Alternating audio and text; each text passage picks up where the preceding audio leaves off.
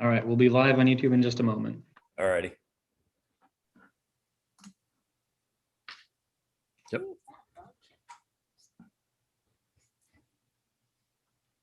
We're ready. You ready to go, guys? Yeah. I'm talking to all of my city council members. Oh. All right, Lori, you ready? Yes. Everybody ready? Okay. All right, everybody, welcome to the City of Jersey Village regular session city council meeting on February 22nd, 2021. Going to call this meeting to order and announce a quorum is present. Lori, a quorum is present, correct? Yes. All right, we're going to move into item B. We're gonna have a prayer by Councilmember James Singleton. We pray. Lord, thank you for your provision over the past week, because we saw one of the worst disasters hit Texas. Certainly a historic one. Thank you for all of the neighbors who poured out help, and the countless stories that I've heard of neighbor just selflessly helping neighbor, bringing people in who didn't have warm homes, people providing food and taking care of each other as you would. And pray that you bless the rest of this meeting as we go through each agenda item, grant everyone wisdom, and help us make the right decisions for the city. In your name, amen. Amen. All right. Next is the Pledge of Allegiance by my best friend here, Jane Mitchum. She has been practicing all week to do the Pledge of Allegiance in sign language. So join us, please. Ready, Jay Bird? All right. Go ahead, Jane. I Pledge allegiance to the flag of the United States of America and to the republic for which it stands, one nation, under God, indivisible, with liberty and justice for all. High five. Good job. Good job. I like that one. All right. Okay. Gonna move into item C, citizen comments. Citizens who have signed a card in which to speak to city council will be heard at this time in compliance with the Texas Open Meetings Act, unless the subject matter of the comment is on the agenda. The city staff and city council members are prevented from discussing the subject and may respond only with statements of factual information or existing policy. Citizens are limited to 5 minutes for their comments to the council. I have two folks signed up for comments. I'm going to start with Michael Stembridge. Okay, I'm unmuted. Can you hear me? Yes, sir. Go ahead. Yes. I'm very sorry for everyone's trouble during the freeze and the pipes. And Mayor, you may want to save your receipt because you might could get FEMA reimbursement for it. I know after the tax day flood, we had to stay in a hotel and an apartment, and FEMA does, subsidize that sometimes. Yes, sir. And the reason I'm speaking is, so it's been coming up on April. It'll be 5 years since the tax day flood, and we flooded, and we've been asking for home elevation. I don't know if it's 4.5 or 4 years, whatever, maybe 4.5 years now. And we were on the list, and then we were taken off the list. And now other homes and other streets, other families have been put in front of us on the lists. And this is city and federal money that's subsidizing this. Now our block they're petitioning to turn it into a residential tier zone, not a business tier zone, but a residential. And apparently 52 or 57% of the people have agreed. I'm worried about the 43% or however many it is. I don't know. There are some people that still want elevations, reconstructions, whatever. And so the tiers, I discussed this with Mr. Blease, and apparently what you pay is an increment, which is just whatever they would add on after your frozen taxes for that year. But my wife and I are still curious about where that money would go to, what it would be used for, who would spend it. If we have to stay because we can't afford to move, and our other neighbors, some of them have to stay, what's the benefit to us? Is it used to repay the city when somebody sells out to the city? For those that get to sell and they have a plan, they don't have to live in the tier zone anymore. Like, we have to stay with it. So that's a little bit odd that there might be nothing done for the people that have to stay. We're still on ground level, no elevations, no reconstructions, and we have to stay and we have to live in a tier zone, and other blocks do not have to be tiers. They don't have to be put into a tier zone. And so it's a little bit odd. There's still some things that we don't disagree with. And it just, you know, I would just go as far to say it seems a little bit fishy. And why no elevations on East Jersey for 5 years, or I mean 4 years, whatever, when they started doing elevations, and others put in front of us. And you're talking about municipal and federal money. And so that's all. I'm just, there's a lot of things. And then you talk about benefit cost analysis, benefit cost ratio. And it seems like that we could have been put into a group or something like that. If you can put a bunch of other streets in, you know, why not East Jersey? You know, so it just seems like the tiers is the only option. And for people who that is not an option for, then we're in a bind. We're on ground level. We could still face flooding. And for people that don't want to sell, or they don't have the wherewithal to sell and relocate somewhere comparable, what do they do? I'm at a loss. I'm not mad tonight. I'm not yelling. I'm just got a big question mark in my head, thinking like some of my neighbors probably do, you know, what if that's not what we want, you know, or what if we wanted the elevation and to stay here, you know, or reconstruction, whatever. That's all. And I'm All right, sorry thank for you, everyone's inconvenience with the freeze. I feel really bad for you as a flood victim. I can understand where you are, and it's terrible to be without power. It's terrible to be without water. It's terrible to have to relocate, even if temporarily, to a hotel or an apartment or a relative's house. You know, it's a horrible feeling, and I feel for you. All right. Thank you, Mike. Next person I have signed up to speak is Mark Malloy. Go ahead, Okay, Mark. can you hear me? Yes, sir. Okay, anyway, with this winter freeze, I did have a pipe break in the house. Luckily, it was outside of the house. It was not inside the house. Mark Malloy, 7803 Hamilton Circle, past city council member of the city of Georgia Village, Texas. Citizens comments for the 02/22/2021 regular city council meeting and the city's updated revised comprehensive plan public hearing being held for citizens to make their comments about the comprehensive plan. Please make my documents given to the city secretary a permanent record of this meeting. I am speaking and asking questions of the Georgia Village city government and city manager. The first question is, why did it take the city 3 years to accept and incorporate the much more stringent Harris County, Texas building construction elevation requirements that went into effect January 1st, 2018? Basically, I feel that the reason that they did not do that is because it would make it much more costly for developers to build in the JV area, which would stifle development. Is the city of Jersey Village, Texas, eligible to receive any Harris County flood mitigation monies if they hadn't went ahead and accepted and implemented the much more stringent elevation requirements that Harris County has now, chose to do? Second question, did the JV city government's hired engineering firm use the FEMA required National Oceanic and Atmospheric Administration's NOAA Atlas 14 rainfall data to engineer the municipal golf course berm top of bank mean sea level height? If not, the golf course berm project should not be approved to be built at tonight's city council meeting.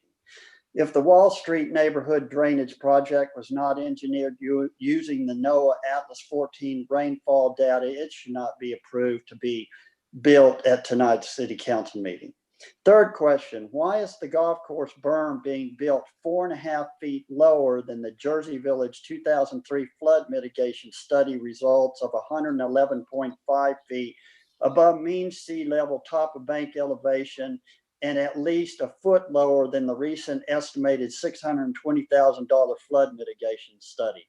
Fourth question, the city government is telling the citizens of Jersey Village, Texas, that the city government will dig out additional areas on the golf course to add detention capacity, which will allow the city government to say it's okay for us not to use the original 111.5 foot above mean sea level top of berm elevation height. Will the city government keep these additional floodwater detention areas dry of water? I do not believe the malarkey the city government is trying to sell the citizens of Jersey Village, Texas. I do not believe the city government will pump down all the existing water features and their additionally to be added water detention areas on the golf course before a major storm gets into the Jersey Village area. The city government's 4.5 foot reduced top of bank mean sea level berm will do very little, if anything, to stop the flooding of Jersey Village property owners. You know, basically, if they don't pump out all this water. I have sent information to many government agencies and government officials, as well as a very respected environmental attorney, about the Jersey Village city government's, to me, very ineffective flood mitigation plan. All of the stormwater coming from the Wall Street drainage project will reduce the flooding risk to that area, but I believe it will allow the stormwater drainage from that area to get to the property owners downstream at a faster time frame, which will most likely increase the flooding risk to those homeowners, schools, and businesses. Harris County, Texas, as of January 1st, 2018, has adopted rules that require flood mitigation projects and building construction elevations to be engineered for at least a 500-year stormfall event. The city of Jersey Village, Texas golf course berm top of bank means sea level height elevation will not detain a 500-year flood event. I've read the information that you have on the city's website. It says that it will not detain a 500-year flood event. So anyway, basically that's what I had to read, and I don't know if anyone wants to answer any of the questions that I'm asking. You know, you always want to say that if it's not something that is part of this meeting that you can't discuss it, but you know, you can answer these questions because that has to do with what you're going to approve tonight on the flood mitigation project. Thank you, Mark. So going to or not? That's 5 minutes. I will say, I think the citizens have waited a really long time for this project to be approved, including myself, who was flooded. And we'll see how that goes forward tonight. But yeah, I think the overwhelming consensus is we should move forward with that. But we'll get to that down the agenda list. I'm actually going to make a few comments. I'm going to move the mayor's comments at least up to this point before we get into the rest of the meeting. Given what has happened in the last week, I know a lot of people are watching and wondering how they can get a little bit of help. But first, I just want to say the city of Jersey Village, over the last week, the city has responded to over 200 requests for water meter turn off and turn ons. So I want to just give props to the Public Works Department and those guys for driving up and down the roads and turning off water for homes that maybe people weren't home, and saved a lot of damage that way.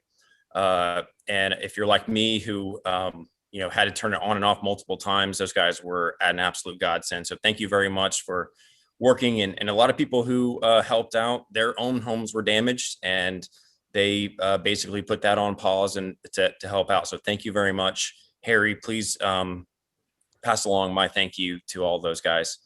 I want to thank Austin and his team for quickly responding to as many people as possible. He quickly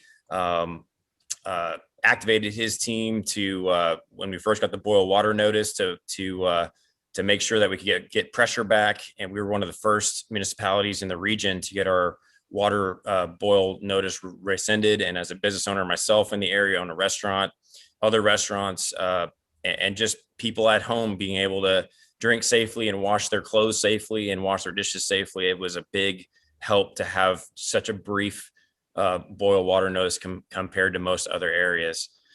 I want to thank a couple of public officials, or really almost all you guys that are on here right now. In disasters, there's a big void of information. People want to know what's going on. They want to know how quickly their power will be back on, how quickly their water will be turned back on, where they can find resources. And Bobby, James, Drew, you guys absolutely stepped up to fill that information void, to make sure that there wasn't a lot of speculation. And in times of disaster, speculation is the worst, and it can actually cause a lot of damage. So thank you so much for everything that you guys did. Other people who stepped in to help with their experience. There were a few citizens who have worked with FEMA before, who have worked with various agencies who filled the void of information. And I felt like everyone at least had a lot of resources at their fingertips if they really needed it. So thank you very much. JV, fire department, police department, those folks worked diligently. I was at my business all week and saw them flying up and down Senate Avenue all week, responding to wrecks and fires and all sorts of things that were going on as people ventured out, maybe too soon. But I want to thank you all for, again, a lot of our fire department folks are volunteers, Gary being one of them. So thank you so much for everybody who stepped up, even with damage to your own homes, to help others. That was very great to see. I want to just point out a couple of resources to residents who have received damage to their homes. Mark Malloy, as you just mentioned, pipe damage to your home, same to my home. There's lots of people who I spoke to who just had a pipe burst, who impacted some of their rooms in their homes. We do have the city website. Austin has placed a form on the city website, jerseyvillagetx.com. Fill out that form so the city can understand where the damage is, the extent of the damage. We do have a response protocol for when if and when the city has a disaster, for the ability for us to come around and pick up debris. At this point, I'm not sure, Austin, if we're going to do that yet, but if the citizens will submit their damage claims, let us know what the extent is, so we're not guessing, then we can come around and potentially in the next few days activate our debris clearance contract and pick up the drywall, the insulation, all of those things that you can put by your curb. So please fill out that form. It's on the city website. Nationally, there's FEMA Assistance. If you go to disasterassistance.gov, there's a few programs that have been activated for individuals and businesses who have been impacted by this. If you receive damage to your home, typically, I've spoken to a few people who have worked with these programs before. You want to file a homeowner's claim first. If for some reason you're denied, or if you don't have coverage for this type of damage, then the FEMA assistance really kicks in. FEMA assistance, Austin can definitely tell you this, FEMA assistance is not easy to obtain. It's a lot of red tape. It's a lot of documentation. The city can help connect you to various resources to help you cut through that red tape. I received a phone call from Congresswoman Lizzie Fletcher this week and told her that the city on its own is doing quite well compared to other municipalities and other regions. But I do know that individuals I've met, and myself included, we've received damage to our homes. And if there is a FEMA declaration, which there has been, that her office has come through for the city and for individuals for cutting through red tape as needed. So please reach out to the city and we can connect you with her office, or you can reach out to Congresswoman Lizzie Fletcher's office. She has a community assistance, office that they do a great job. So that's resource number one. Also today announced through the Harris County Judge's Office, there is a relief fund that's being put together for our area. You can go to winterstormrelieffund.org. That's winterstormrelieffund.org, or dial 211, and you can get in touch with those folks and they'll direct you to resources. I know that there are many people in our area who have insurance, but a deductible is a big unexpected expense that can pop up, that and a lot of people are on fixed incomes, and it's nothing to be ashamed of. It's nothing to hold you back from getting your house put back into the condition that it was before. So these resources can really be helpful above and beyond your insurance, or if God forbid your insurance is denied, or if you don't have insurance. So you pay your taxes, I pay my taxes. These are resources that you should take advantage of as a citizen. So please take advantage of those. Lastly, I just want to thank everyone who stepped up to help. I'm getting choked up. I got to see it firsthand, and it was so great to see our neighbors step up and help turn off water mains, find supplies, drive and find food, sanitize water. And we live in a great little village, and it was so great to see. And there's going to be disasters going forward. There's going to be disasters going forward. This is Houston. We're in a tropical area. There's going to be hurricanes and floods, and probably another once in 100-year ice storm will happen in the next less than 100 years. And it was so great to see how resilient our city is. We can't always rely on the state. We can't always rely on the federal government to step in and help us during or immediately after a disaster. And it was so great to see all of our neighbors step up, and local leaders like yourselves who are on this call, local businesses who stepped up to donate food and water, and just a warm place to eat and drink and just provide some relief. Hugs, high fives, great stuff. That's all people really wanted. And we are not through this yet. We are not over this yet. There are still people who have busted water pipes that are going to have their water off for the next couple of weeks, maybe even months, as we're all on waiting lists for plumbers. So please continue to check on your neighbors, continue to check on your most vulnerable neighbors. And if there's anything at all that anybody needs, please do not hesitate to reach out to me. Austin has been fantastic at answering the phone and connecting people with resources.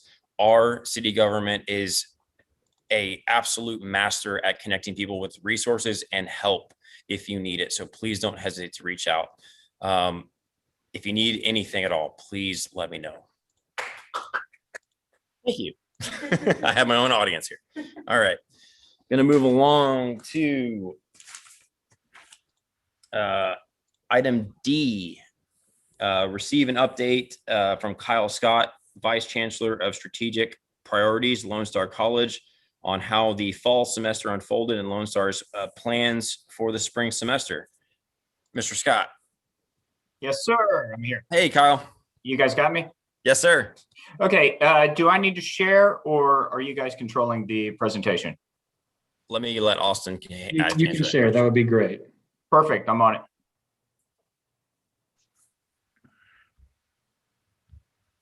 Everybody have it? Yes, sir. All right. Very good. So, as was mentioned, let me go back a little bit here. Kyle Scott, Vice Chancellor, Strategic Priorities, Lone Star College. And let me get back to the beginning. There we are. So I just wanted to give you guys an update where we came from through the fall and where we're going. Vice Chancellor, Strategic Priorities is the perfect academic title because it doesn't tell you anything at all about what I do within academia. But what brings me here tonight is government relations is one of my departments. So we view government relations in a very expansive way, not just our relations with the federal government or the state level, which is taking up quite a bit of our time with the now that ledge session is open, but then coming around to our local partners as well, to make sure that we're meeting your needs and that you're aware of what Lone Star is doing in your community. So just some quick, fast facts. We're one of the largest, fastest growing and most diverse colleges in the nation. So about 93,000 credit, non-credit students. We have in this past year, we've had about a 1% enrollment increase, which doesn't sound like a lot against our historical average, but considering that the state itself is on a 9% decline over the past year, national average is around 19% dip. We're doing much better than holding our own compared against some of our colleagues in the area and around the nation. So some more of these, we add about $3 billion annually to our economy through employment, tax base, that sort of thing. We have about 7,000 employees, both part-time and full-time. Out of Jersey Village, you guys had about 10% of your graduating seniors come on to Lone Star College out of your last year's graduating class. And then, of course, our very popular dual credit program. So juniors, seniors, even some sophomores can take college credit courses either at their home campus or come to a Lone Star campus, or even do them virtually to get college credit while they're in high school. We have quite a few of students graduating with their associate's degree actually prior to their high school diploma, just because of how our calendar sync up. Just to give you guys a little bit of background on what we're doing in terms of COVID, how we partnered with the community. I guess COVID almost seems out of date at this point in terms of crisis response. We just made $200,000 available to employees and students today in the wake of what occurred last week. That's just a continuation of what we do as an institution, whether it's donating ventilators, doing food drives, water drives, clothing drives for our students, and just for the community at large. You don't even have to be affiliated with Lone Star in order to take advantage of these programs. But you do if you want to get reimbursed for a housing busted pipe or something. Also, we made 6,000 computers available to bridge that digital divide to our students who had to move to a virtual learning environment. We also had an anonymous donor put up 50 laptops and web cameras on their own. And then we also reallocated about $10,000 from a Wells Fargo grant to increase Wi-Fi access to our students in need. What the fall semester looked like is really what it looked like in a lot of the places you go, whether it's a restaurant, a gas station, or the mall.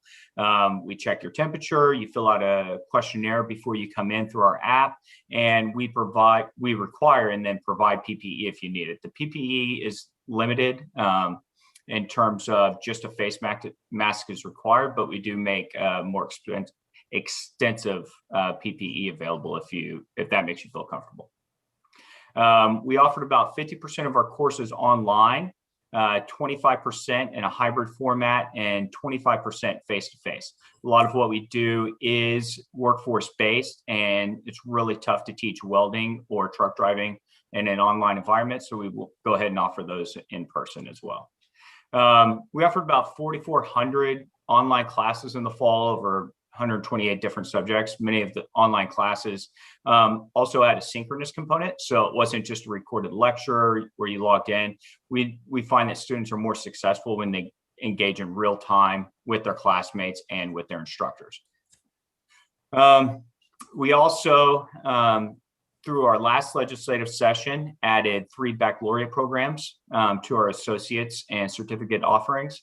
All of them were oversubscribed. We had about 100 total openings across our 3 programs. We had 1,000 applicants.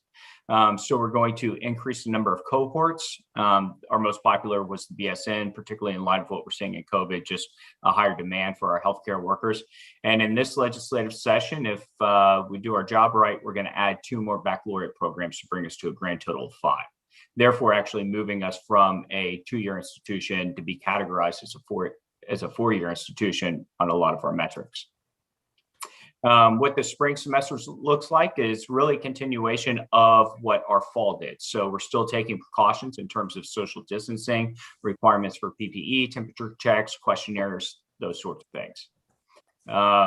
Now we are, though, trying to shift more students into a in-person environment, or at least a hybrid environment, just because that increases the success rate of students. Again, here's our enrollment. So Sci-Fair was actually our biggest gain at about 4% compared to about a system-wide average of around 2%, and we're still maintaining our laptop loaner program. Continuation of our breakdown on the modality delivery, and then just a quick video for you guys to close it out.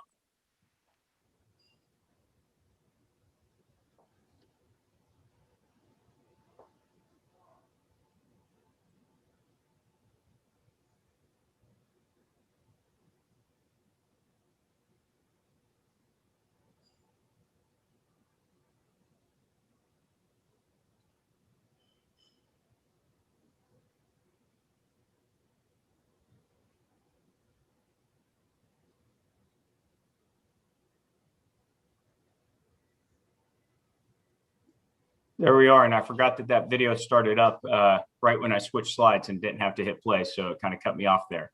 But really, that just brings us back to the conclusion, which is, you know, as we're navigating through this, we want to make sure everyone's staying safe and comfortable and really returning to campus. While we are operating in a largely an online environment, we'd like to get as many people back to campus as possible. Most of our staff is back at about a 60 to 70% rate now, depending upon the campus. And with that, I'll give you guys your meeting back. And unless you have any questions, I'll field as many as I can. Thank you very much, Kyle. We appreciate that. I know it's been an extreme challenge for every institution to adapt to COVID-19, but can't imagine having that many students and having to adjust as quickly as you did. And just my mom used to teach at Lone Star Taxpayer. My brother went there for his CCNA, and it's a great institution. It's a great resource for anyone who doesn't want to necessarily have to go to Austin or College Station or Lubbock or wherever for a 4-year degree. It's a great local resource for obtaining the knowledge you need to get into the workforce. And we really appreciate you coming out and sharing with us how you guys are adapting. And hopefully we don't have to do this much longer and we can be back in person and mask free. But for now, everybody stay safe. And thank you so much for making sure all those students are safe. Perfect. Thank you, guys. And thank you all for the service and for your service and for the opportunity tonight. Thank you, Kyle. All right, we're going to move on to item E, City Manager's Report. Does anyone have any questions for Austin on the City Manager's Report? Seeing none. Austin, do you have any presentations from the City Manager's Report? Anything you want to highlight? Just a couple of things I'd like to mention if I could, Mayor. Thank you. Sure. One, I do want to kind of echo your statement earlier. I want to thank Harry and the whole Public Works team, Roy, Derek, Brandon, all those guys. They did some great work. Roy getting the water quality back up to where it needed to be, keeping an eye on those plants. Like you said, we were one of the first to lift our boil water notice.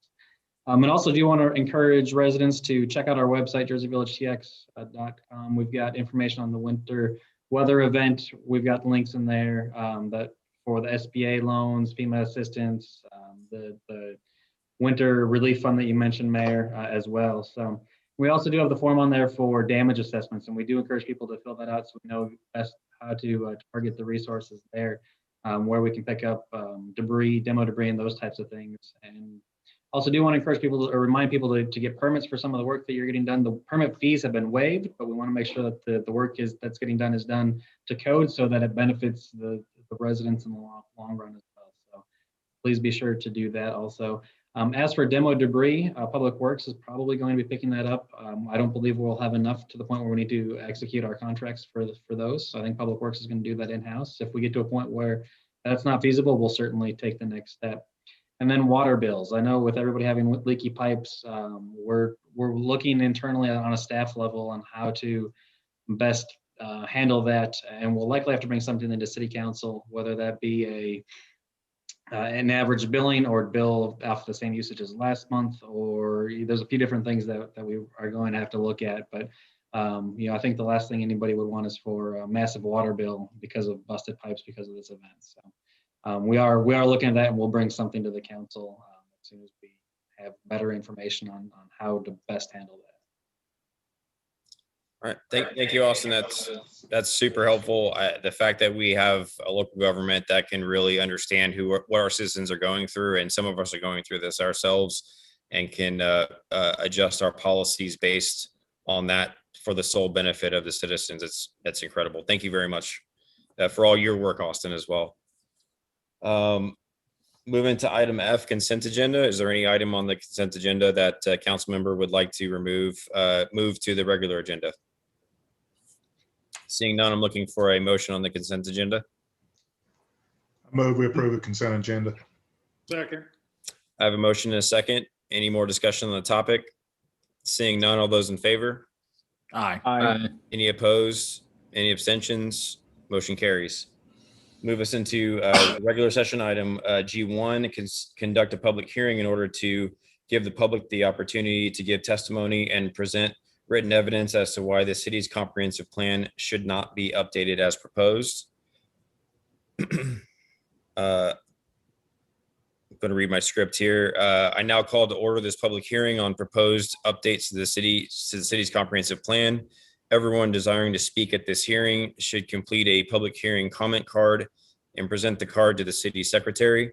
The purpose of the hearing is to give the public the opportunity to give testimony and present written evidence as to why the city's comprehensive plan should not be updated as proposed. Each speaker will have 5 minutes to present testimony as to why the city's comprehensive plan should not be updated. Lori, was there anyone who signed up to speak for this public hearing? Yes, Mark Malloy. Okay, Mr. Malloy.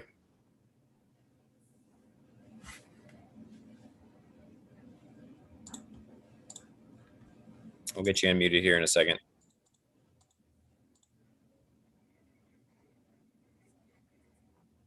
He should be able to unmute himself. Can you hear me? Yeah, go, Mark. Yeah, go ahead. Okay. Public hearing for the updated revised City of Jersey Village, Texas Comprehensive Plan. The total number of Jersey Village citizens that filed or filled out the city's comprehensive plan update online survey as of December 14th, 2020 was a total of 152 individuals. This total number of responses represents less than 2% of the total population of the city. The city government created a comprehensive update plan in the year 2016, and the total number of Jersey Village citizens that participated in the plan was less than 5% of the total population of the city. The Jersey Village city government formed a committee of 10 or so citizens and hired a consulting group for a large amount of money in the year 2016, and they had monthly meetings sometimes with the consulting group and some of the city staff for around 12 months to come up with their comprehensive plan. Over all this time of having these meetings, by the completion of the study, there was still less than 5% of this Jersey Village community that participated in the creation of the plan.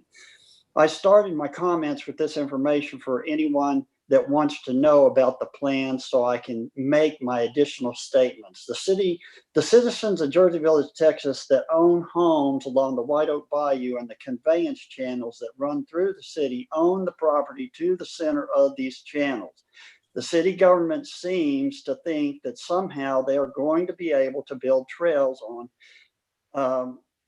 these homeowners' properties, and they have the future routing of these trails in their comprehensive plan. I have walked the streets of Jersey Village and gotten many signatures of property owners that do not want trails built behind or along the sides of their homes. The city government should not have any information about trails being built on these homeowners' properties in the city's comprehensive plan.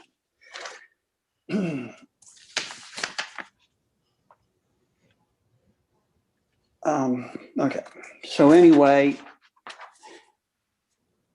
the next issue I want to talk about is the heavily taxpayer subsidized municipal golf course. The amount of money the taxpayers will have paid for the original purchase of the golf course as of the year 2025 in principal and interest payments will be $12,793,114. The current negative fund balance for the golf course at this time is $4,410,097. This is not counting money spent on the golf course from the Capital Improvements Fund or supplemental expenditures from other city revenue sources.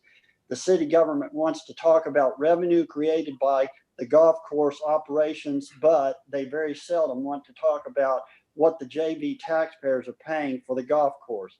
The total amount, $17,203,000 $211, not counting many other sources of city revenue, are given to the golf course. The golf course needs to be repurposed into low-maintenance public park areas for all of the Jersey Village citizens to use and enjoy. And this number that I just said that the taxpayers have paid so far or will as of 2025 is $17,203,211. This is not including the cost of a new golf course clubhouse for probably an estimated 1.5 million or more dollars. And it's not including building a new golf course cart barn. So anyway, I just basically wanted to, make those statements to basically let everyone that wants to know how much they're paying for the golf course, just want to let them know that. So anyway, that's my comments for the public hearing on the comprehensive plan update. Thank you, Mark. Lori, is there anyone else signed up to speak? No. There being no one else desiring to speak, I now close this public hearing on proposed updates to the city's comprehensive plan. And that'll move us to item G2, consider ordinance number 2021-05, adopting a comprehensive plan, including a future land use plan, a transportation and circulation plan, and other elements relating thereto, providing for a comprehensive plan update committee, providing for an annual review of the comprehensive plan, providing for severability, providing for repeal, providing for an effective date, and containing other provisions related to the subject matter. Austin Blees. Mayor and councilors, tonight we have the comprehensive plan, the 2020 update of the comprehensive plan before the council. Back in May, the council appointed the committee to begin the work on this. The committee went over that chapter by chapter over the course of 13 meetings. They solicited community feedback via online surveys, social media. It was in the JV Star, on the marquee signs in a variety of different ways. Unfortunately, we didn't have the face-to-face meetings like we did 4 years ago or 5 years ago, but we had to make do with what we could during the era of COVID. So the plan that's before you highlights many of the accomplishments that have been achieved since the 2016 plan was adopted by the City Council, and lays out strategies to try and make the city even better. A lot of those strategies are piggyback off of the ones that were adopted. The feel of the comprehensive plan is quite similar to that of the first time around. We have done the public hearing, and so then this item would be for the council to adopt the comprehensive plan. Thank you, Austin. Does anybody have any comments or questions for Austin? I've got a couple. I will say that I found it a little difficult to kind of go through the plan to see what had changed or what remained without actually pulling and comparing the two. So, the plan in and of itself is fine, but it's difficult to evaluate the change based on the 16 plan. So that was a little bit, it was somewhat cumbersome to do that. I think everything in there looked good. I did have a couple of questions. I'm sorry, I'm trying to get to the pages. I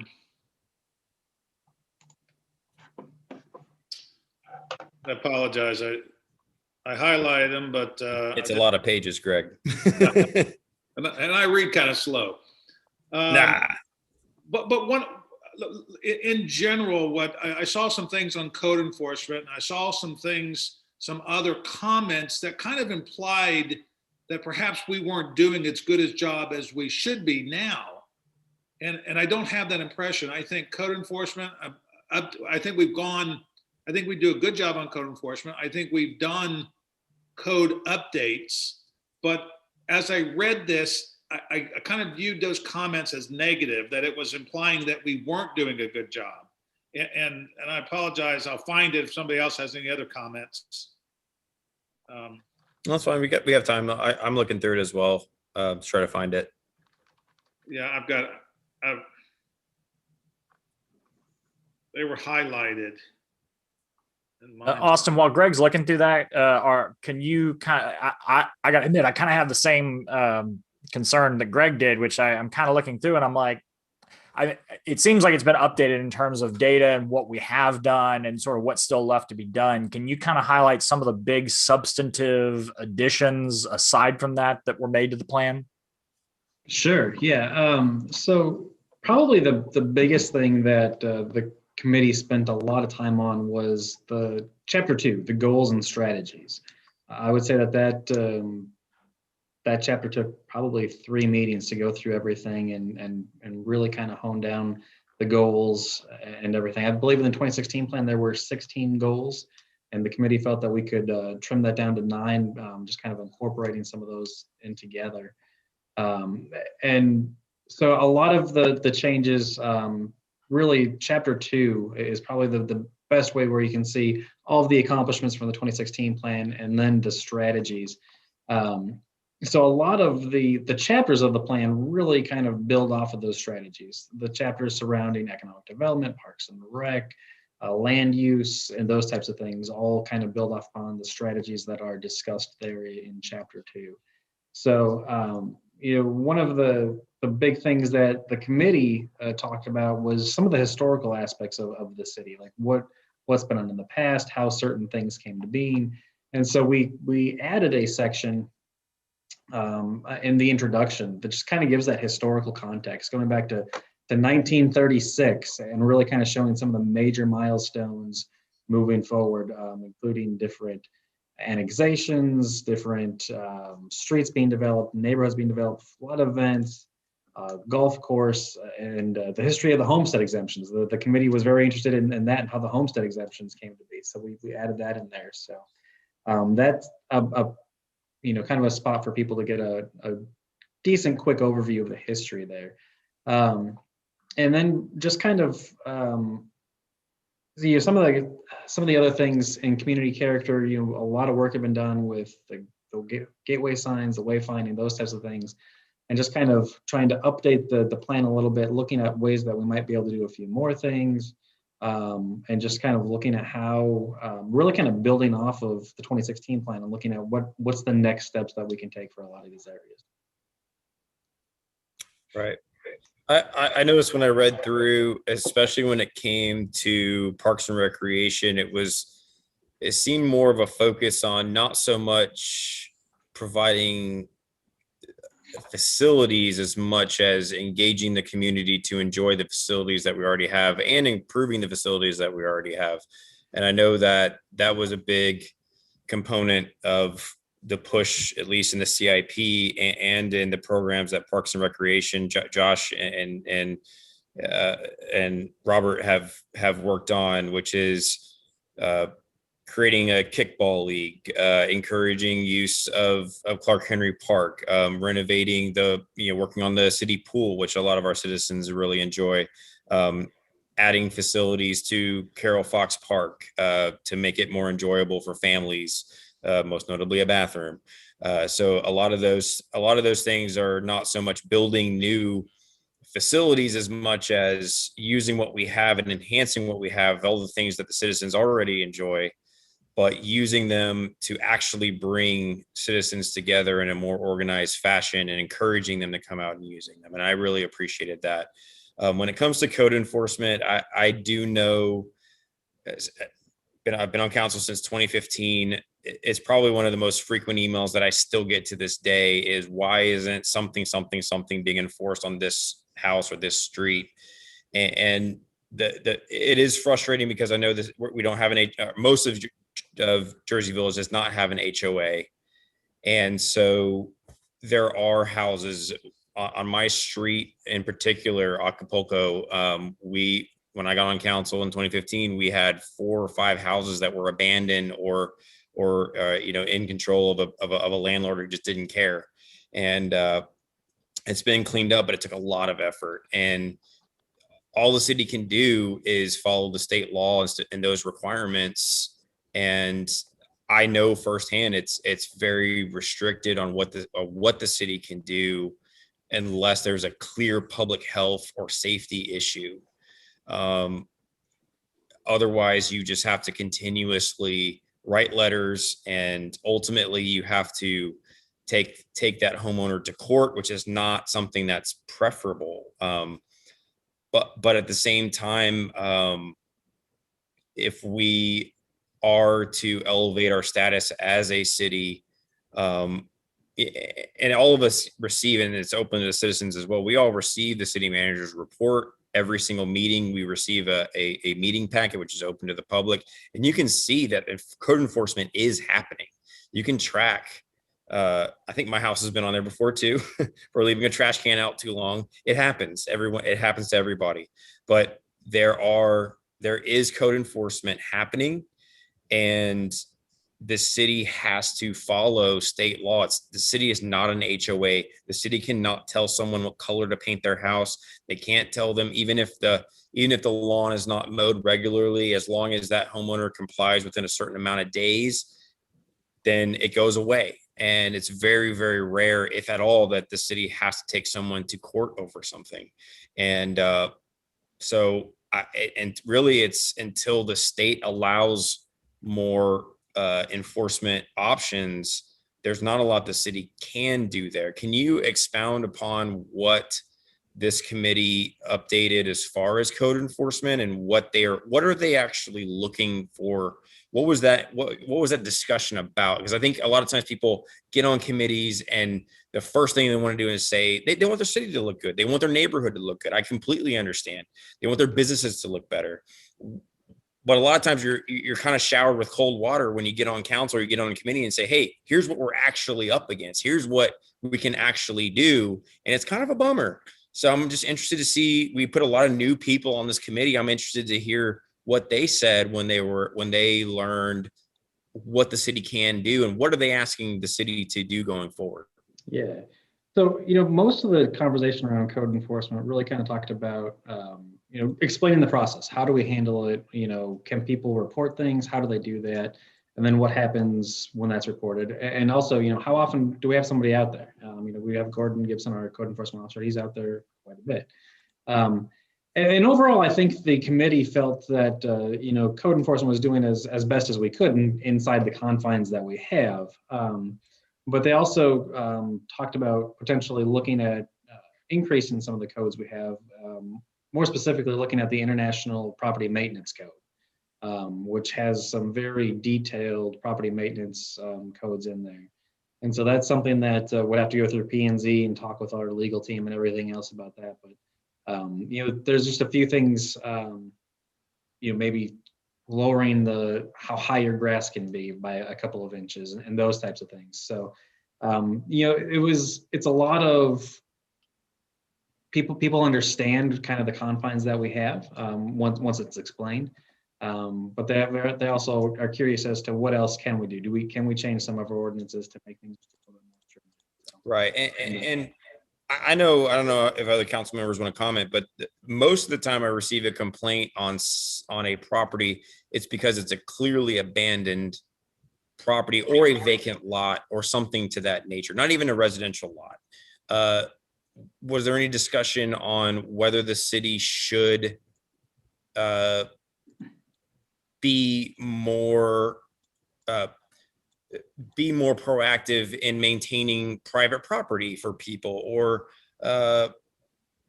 for example, it's pretty public on different social media platforms. There was an illegal dump that happened on the corner of Senate and 290, and we got into a discussion on, hey, what's the city's responsibility here?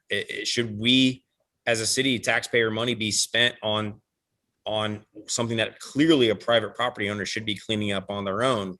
Or is it something that is such a bad image for the city being where it is, the city should step in? Was there any discussion on that? Yeah, there was some, and I want to say those are highlighted in Chapter 7, some of the strategies and goals. Talking about removing blight from the gateways of the city, like Senate Avenue and those types of things. They didn't. The plan doesn't really talk specifics. It just kind of keeps it a little bit more generic of reducing blight, including structures throughout the community, really. So the committee understands that there's not always a lot we can do, and that there's a lot of legal processes that we have to work through. But I think they have the same goal that everybody has, is we want our community to look nice.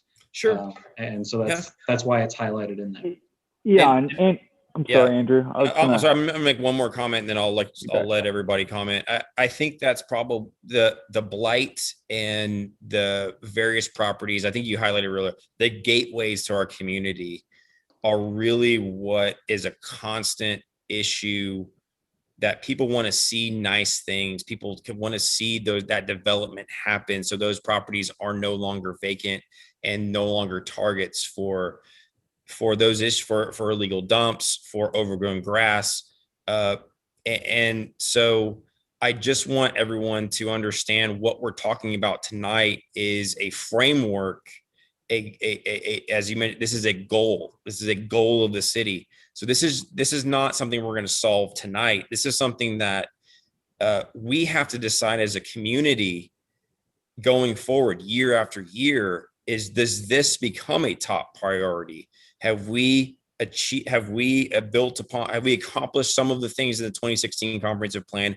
And now we're updating what becomes a priority every single year when the city council conducts our budget workshops, when we conduct those hearings, when we get together on a Saturday and eat pancakes and bacon together, when we talk about what's the priority this year. It's since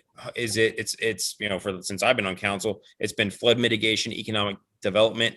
Both things have been very successful. And we're about to hopefully approve some very big things to move forward and actually move some dirt in the next couple of weeks and months.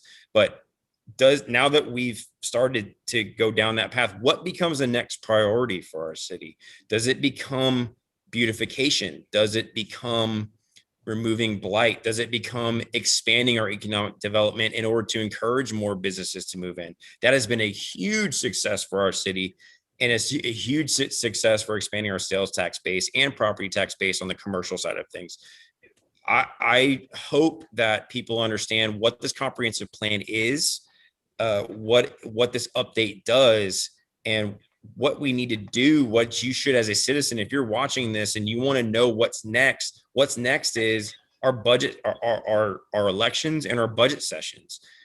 You need to advocate for what should be a top priority, what you want your council members to talk about in those budget workshops. That's really where the sausage gets made, is budget workshops, when we talk about, hey, here's what we expect to come up this year. Here's the needs. Here's the basic needs of the city. Now let's talk about beautification. Let's talk about blight. Let's talk about our gateways. Let's talk about economic development. Let's get some more businesses in here. Let's create more jobs. Let's put our city on an even better platform than we currently have now. And that's what I'm really excited to, when I read through this plan, to see what these citizens who help, thank you very much, by the way, for all the citizens who were on this committee, what they put forward for us to look at, and what the next iteration of the comprehensive plan is going to be. I feel like we have accomplished some fantastic goals from 2016, flood mitigation, economic development. We've really changed our revenue intake from property taxes to sales taxes. It was a huge goal in 2016, and we've pretty much conquered that, and hopefully it continues to grow.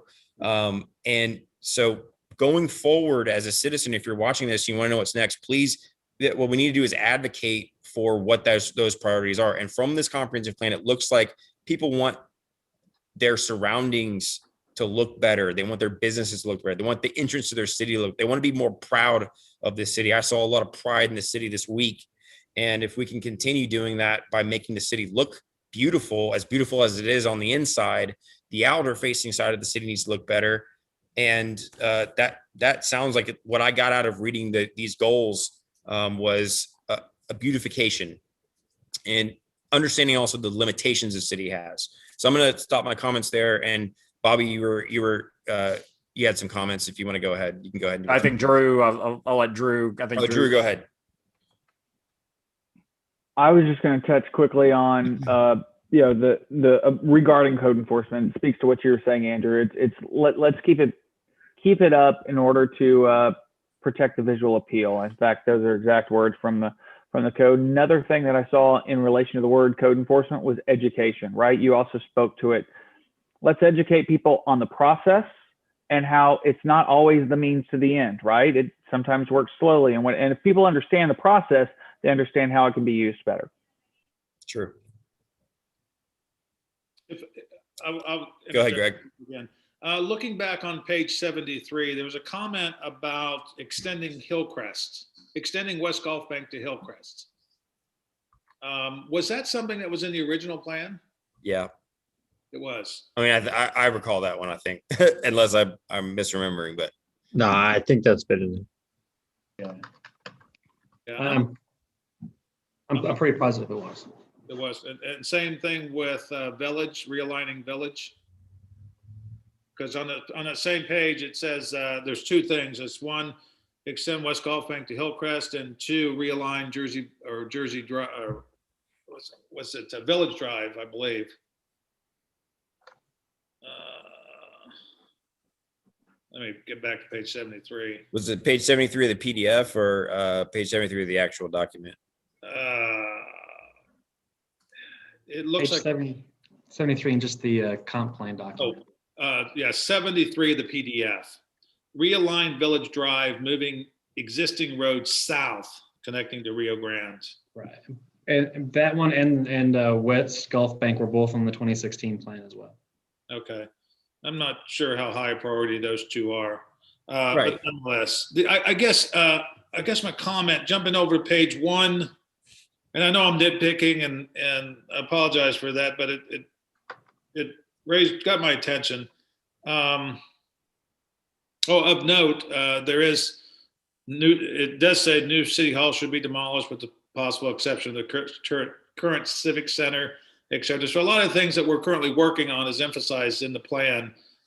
Golf course clubhouse, civic center, all the items that we address on a regular basis are still there and still need to be addressed. I think page 123 is my next. I just got one or two more. On the PDF, I think page 123. That's where it says update city development and building codes. And it update codes to simplify the process of new construction and promote new development that conforms to the plan. I don't know if that was, again, something that was there before, but I know that we continue to update codes and ordinances, the International Building Code and everything. I know that we update. Is there anything specific that we're looking at in those? I think one of them was kind of the planning and zoning, to update the planning and zoning codes to make it a little less cumbersome for people or developers looking to do something, and to try and promote higher quality type things. Okay. So you're saying if a developer wants to work with the city or a business wants to work with the city to create a new development, that, this is a guiding document. It's not so much, it's a policy guiding document. You're saying if a developer comes in and wants to create a new development, let's say on the corner of Senate and 290, this is something that comes up a lot, that the city should work with that developer to guide them towards something that looks nice, that fits the character of the city. Right, something that looks nice, fits our character, but also is easy to understand. Right. So it's a code that here's your one sheet or your 4 sheets of everything you need. It's not here's this section, then you have to go over to that section, and don't forget about this page down here, and we got to go back over yonder. Make it so everything that you need is in one stop. Sure. And I will admit, it's not just our building codes. There's a lot in the code of ordinance, just by virtue of the fact that over time it's been amended over and over again, that it can be, there are different pieces of code having to do with the same subject that are in different places. So I think anytime you're kind of saying, how can we make city government more user friendly? that should probably be in everyone's everyone's toolbox as far as trying to find ways to simplify it. So I don't have a problem with that item. I mean, I think that's practically going to be a permanent part of it, just because that's just part of maintenance of the code. Well, my concern is that we don't, and I think I probably misinterpreted that, but we don't make it more difficult for builders and developers to build a Jersey Village, because you develop a reputation at some point where it's just too difficult to develop. Absolutely, Greg. And Yep. before you have the opportunity to explore an opportunity, it's squashed because of the reputation. So to that point, making development easier, making that process easier and more fluid, and the city more involved in getting the developer or builder from A to Z, the more that we can help, the more we can contribute, the better. And so in terms of economic development, in terms of the comprehensive plan, just the way I would characterize that is a more friendly, we want to emphasize a more friendly government, a more builder, developer conducive to a city. So whatever we can do to make that process easier is what we need to focus on. A more collaborative approach. Correct. Exactly. Yeah. Okay. So as long as those underlying feelings are there, I'm good with it. Right. And it goes to kind of my point earlier is every single year when who you elect to council, who are the people making the decisions, who's making the policy every single year. We need to make sure that the citizens understand it's council who makes those policies and drives the direction of the city every single year. And so those are the questions you should be asking people who are wanting to serve the city. This council, I can tell you, has been very friendly to development. We have definitely, but not completely allowing just anything to be built. That's the whole reason that Village Center is not a bunch of car parking lots right now. That would have literally happened had we not purchased that land and worked with Collaborate to build Village Center, which is coming up. But I'm getting off on a tangent here. But those are the decisions that are made every single year. This is a framework. And so how you interpret how this framework is executed is something that is literally a year after year struggle. So, I think the city so far and Austin has definitely picked up on what city council has looked for and has wanted as we've gone forward, as we have received more and more requests for information, more and more interest from developers. We've participated in several Greater Houston Area Council requests for headquarter movements. And just the fact that we've participated in those is a huge step. So, but just because Amazon wants to come here or some other headquarters wants to come here, doesn't mean that we should just, roll over and let them build whatever they want. It has to fit the character of the city. It has to be a benefit to our citizens. And, but we need to highlight all the advantages that we have. And that's a good point to make. More collaboration is definitely what we need on part of local government, not hurdles. And I think we've done a pretty good job of that.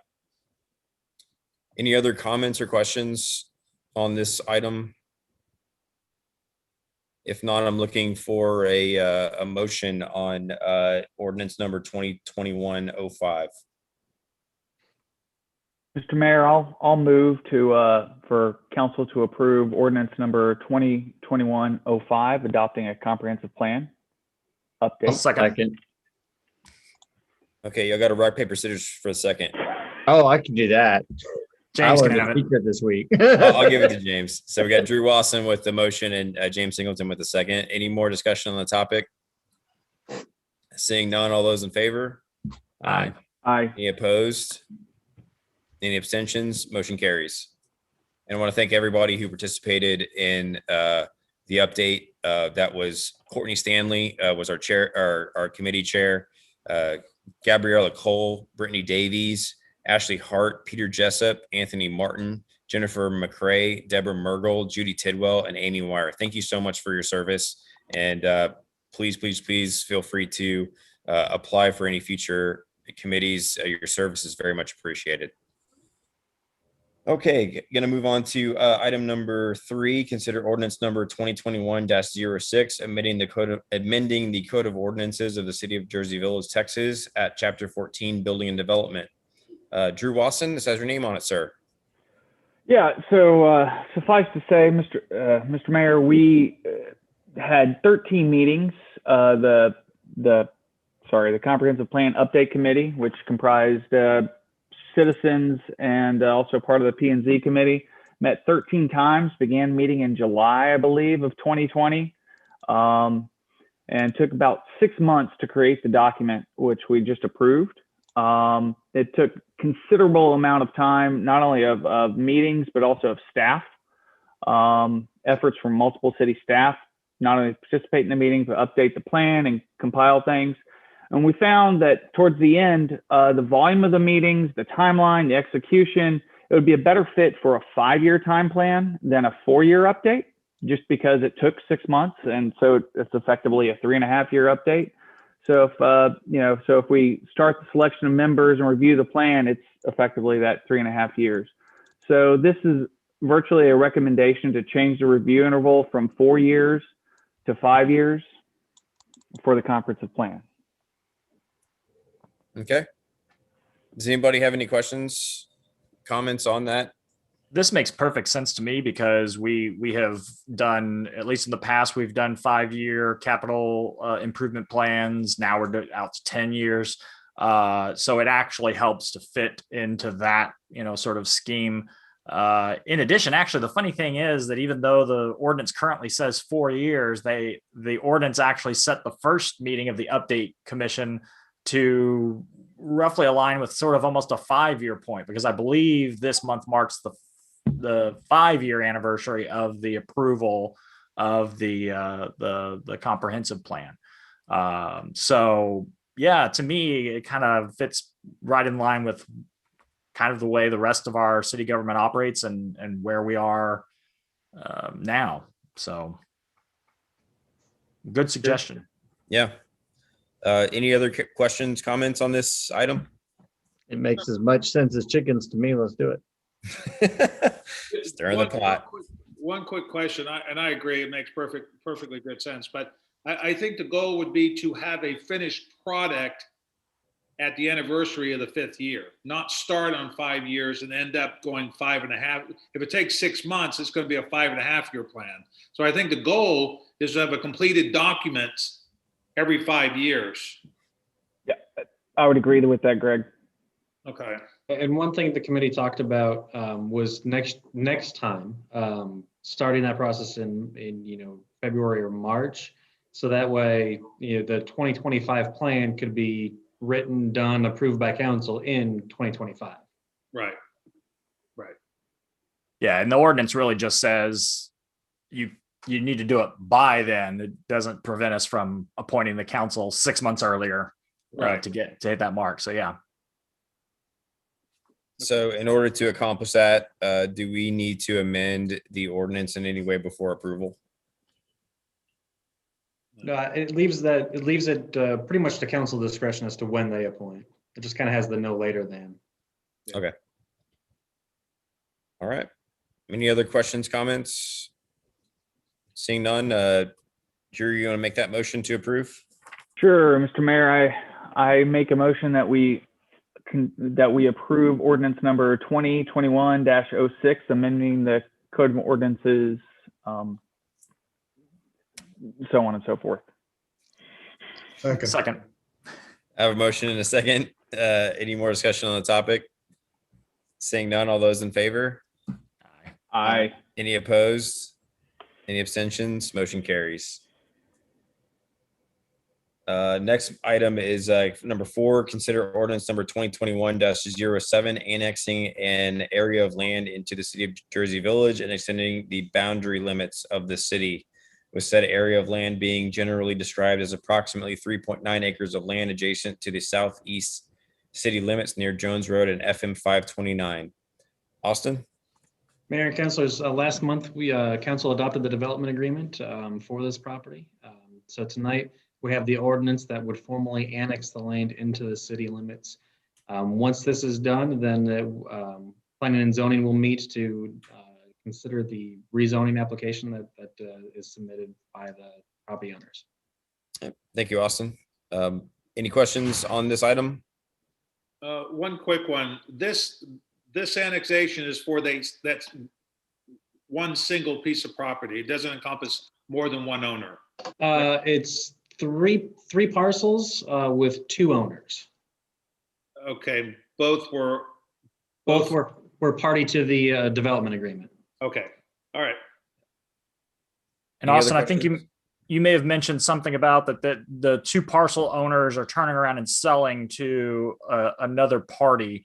I assume we've straightened out all the issues of ensuring that everything we've agreed to here will carry over to the new owner. Right. The development agreement has been recorded with the county, and the provisions that suit or last longer than the agreement would certainly be. in effect. Okay, so they run with the land. Okay, Right. excellent. Great. All right, looking for a motion on this item. I move we approve 2021-07. I'll second. I have a motion and a second. Any more discussion on the topic?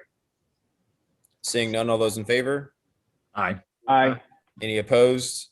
Any abstentions? Motion carries. All right, item number 5, consider resolution number 2021-11, receiving petitions from the property owners representing more than 50% of the appraised value of an area in the city of Jersey Village, requesting the creation of a tax increment reinvestment zone be created for the area, and calling for a public hearing on the creation of said tax increment reinvestment zone. Austin? Mayor and councilors, so before you tonight, we've received 18 petitions from property owners constituting 57% of the total value of that area there in Jersey Drive. The most recent certified appraisal roll for all of those addresses is just over 7.3 million. And the 18 property owners have a value of 4.1 million. At this point, council tonight would formally receive the petitions, which are here in that resolution. And then they would call, as part of the resolution, it would call a public hearing to be held during our March meeting. At that point in time, at the public hearing, we would discuss the potential financing plan and project plan, and people could come and speak for or against the public hearing, or for or against the TERS. And after that, the council would decide whether or not to move forward with the TERS or not to move forward with the TERS. All right. Any questions for Austin? Any Not comment? No, yeah, I was gonna say, not so much a question for Austin, but just in case, I know this is for everyone here at the participating in the meeting. We've heard this over and over again, but maybe for someone who might be watching this for the first time and heard Mike Stembridge during public comment express some concerns about this. I think it's important to note that this is not about limiting anyone's options when it comes to flood mitigation. This is only about creating additional options for those who want to pursue it. Mike had a very good question. He said, well, what if we can't afford to do this? Well, then what? Well, you're right in the same situation you would be if we didn't do this. The difference is that maybe your neighbor who, for whatever reason, wanted to pursue an option other than elevation or any of the other options that might be available through the federal government, this creates an additional option. As far as what happens to the increment, that is, the whatever additional value is created through the TERS that causes additional property tax revenue, that all gets reinvested back into the TERS itself for as long as the TERS exists. So, as Mike asked, well, what about the people who stay? You've got people who are approving it. Well, if they wind up selling their homes and moving, what's in it for the people who remain? Well, what's in it for you is that whatever additional value is created remains right there on your street. So there are a number of things for which that additional money can be used to improve the area, which is only to the benefit of the people who remain there.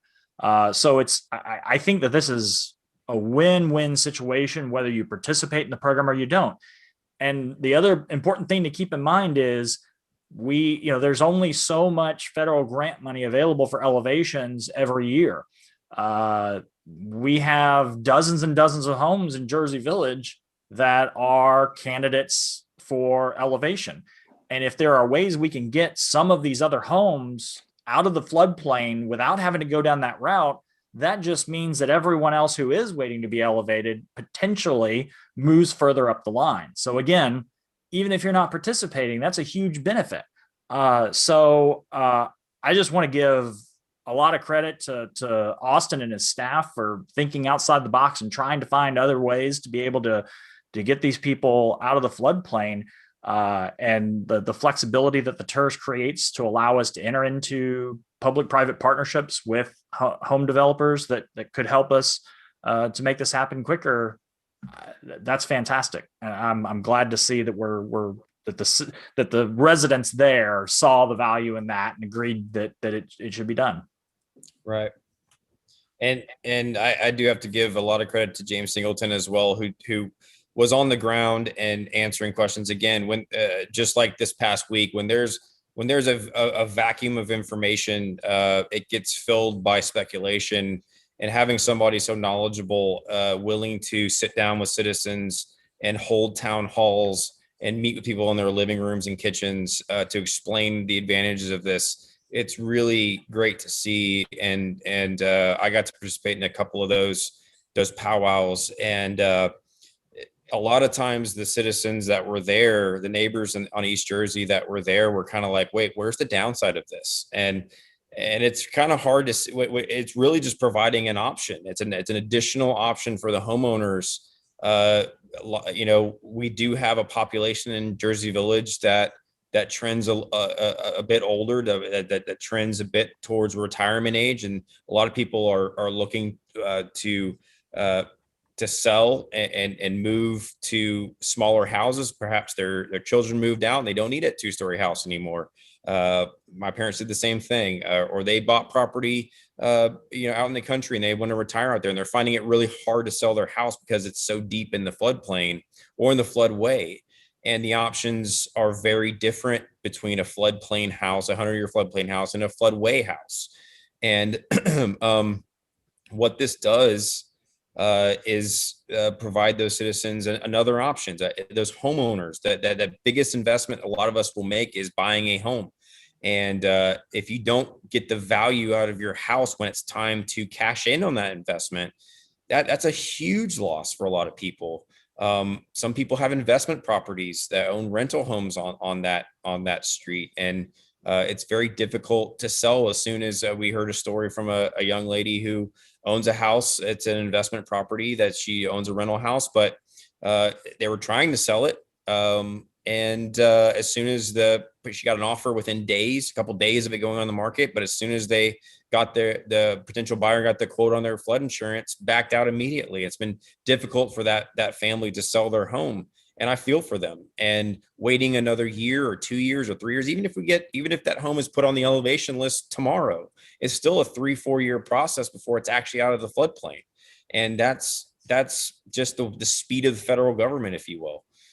So James, you did a fantastic job of finding this option, educating homeowners on this option. And I'm excited. I'm probably not gonna be on council to see it come to fruition and see what guide it through. But I'm excited as a homeowner of a home in the floodplain, in the 100-year floodplain on Acapulco, to see how successful this project, this experiment, outside the box experiment goes, and how much relief it does bring, and to see another option that doesn't involve the federal government.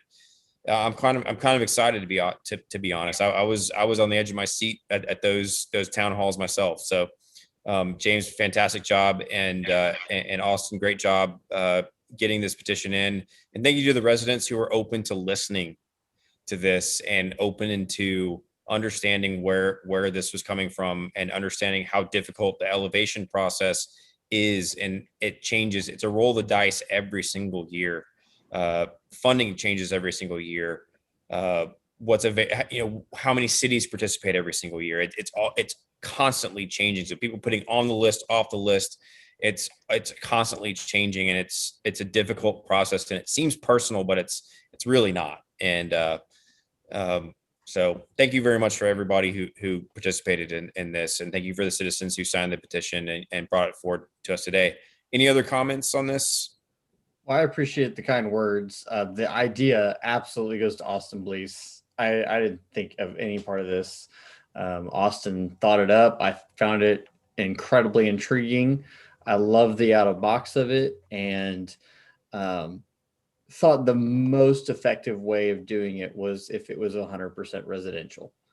And I agree. I really appreciate all the owners on that street for not becoming so focused on one option and listening to other options, and people who told me and others that they were never going to sell their house, but they're happy to sign this petition for others, their neighbors who do want to sell their house and move on. That's just a very selfless place to be. And I really appreciate the time people spent to understand the concept and understand how it would affect them and others, and that this really is a win-win situation with no downside. It's not detrimental to the street, and this street's getting an option that no other house in Jersey Village has. They're getting yet another tool in their toolbox of things that they can do to recoup their investment of their home and hopefully stay within Jersey Village in another house. I agree. So- I'm really excited for that street, and it's a marquee street in Jersey Village. So many people drive down that street to go to school every day, drive their kids to school every day, and the fact that it's going to hopefully become even more beautiful and retain its character for many years to come. I'm very excited about it. And I know I've already heard from other streets that are interested and are really watching this closely. All you have to do is get with your neighbors. If this starts moving forward well and you like what's happening, all you have to do is take the same petition and pick a set of homes and generate the petition, get the signatures, and bring it to the city. It's a lot easier to do if you can get a section of homes that are attached to this TERS. Once we create this TERS, it would really be helpful if you want to pick another street like Juneau or Shanghai or Zalonis Court or Leeds, is to grab a property that abuts the current parcels that are within this TERS. It makes it a lot easier to create and move on. But it's up to the homeowners of that street. If you want to see it happen, start walking on down your street as you see this project get off the road in the next year. I'm really excited to see what this is going to do for the village. Sure. Any other questions or comments? All right, seeing none, I'm looking for a motion. This is a resolution 2021-11. I move that we approve resolution number 2021-11. Second. I have a motion and a second. Any more discussion on the topic? Seeing none, all those in favor? Aye. Aye. Aye. Any opposed? Any abstentions? Motion carries. Okay, moving to item number 6, consider ordinance number 2021-08, providing COVID leave for city employees. Austin, please. Mayor and councilors, back in April of 2020, the city began to offer the COVID leave to employees as required under the Families First Coronavirus Act that was passed by Congress and signed by the president. Those leave hours ended on December 31st, 2020. Since January 1st of this year, we've had at least 3 employees test positive for COVID-19. Some of those employees were new to our city, new to the departments they're in, and had very little, if any, sick leave available. So as the vaccination is not yet widely out, and as COVID is still a major issue that we have to contend with, I'm bringing this to council tonight to consider providing up to 80 hours of paid COVID leave for those who test positive for COVID-19. For those that have been exposed, we would still require them to use their available bank's time, sick or vacation, or personal holiday. If they test positive, then we could go back and charge all that time away from work up to the 80 hours to the COVID leave and credit back the time that they may have used. If they test negative after the appropriate waiting period, then they would use their bank time and report back to work. So we would stipulate that this leave is only available for those who have not already utilized their 80 hours of COVID leave last year. Under that, we were required to provide COVID leave to those who were exposed. At this point, we're only proposing to do that for those that test positive. So we're proposing this to be retroactive to January 1st and running through May 31st. We picked May 31st just because looking at how slowly the vaccine seems to be rolling out, especially for some of the younger people that we work with. Hopefully at that point in time, the vaccine is distributed and those challenges that we face with COVID will have decreased. I've reached out to a few other, or to a large number of cities in the area to see what they're doing. Seabrook, Pearland, Baytown, and Galveston have all extended their leave in some form or another. Some are doing it just strictly like they did under the family's first response. Some are doing it till the end of April. Some are doing it till mid-May. Some are doing it to the end of May. And several school districts in the area have also done the similar. So we're bringing this to council tonight for discussion and potential action. All right. Thank you, Austin. Any questions for Austin? Yeah, I wanted to ask if how everybody felt about May 31st. We're still vaccinating 1B. We haven't moved forward yet. What would be the downside to pushing that further out?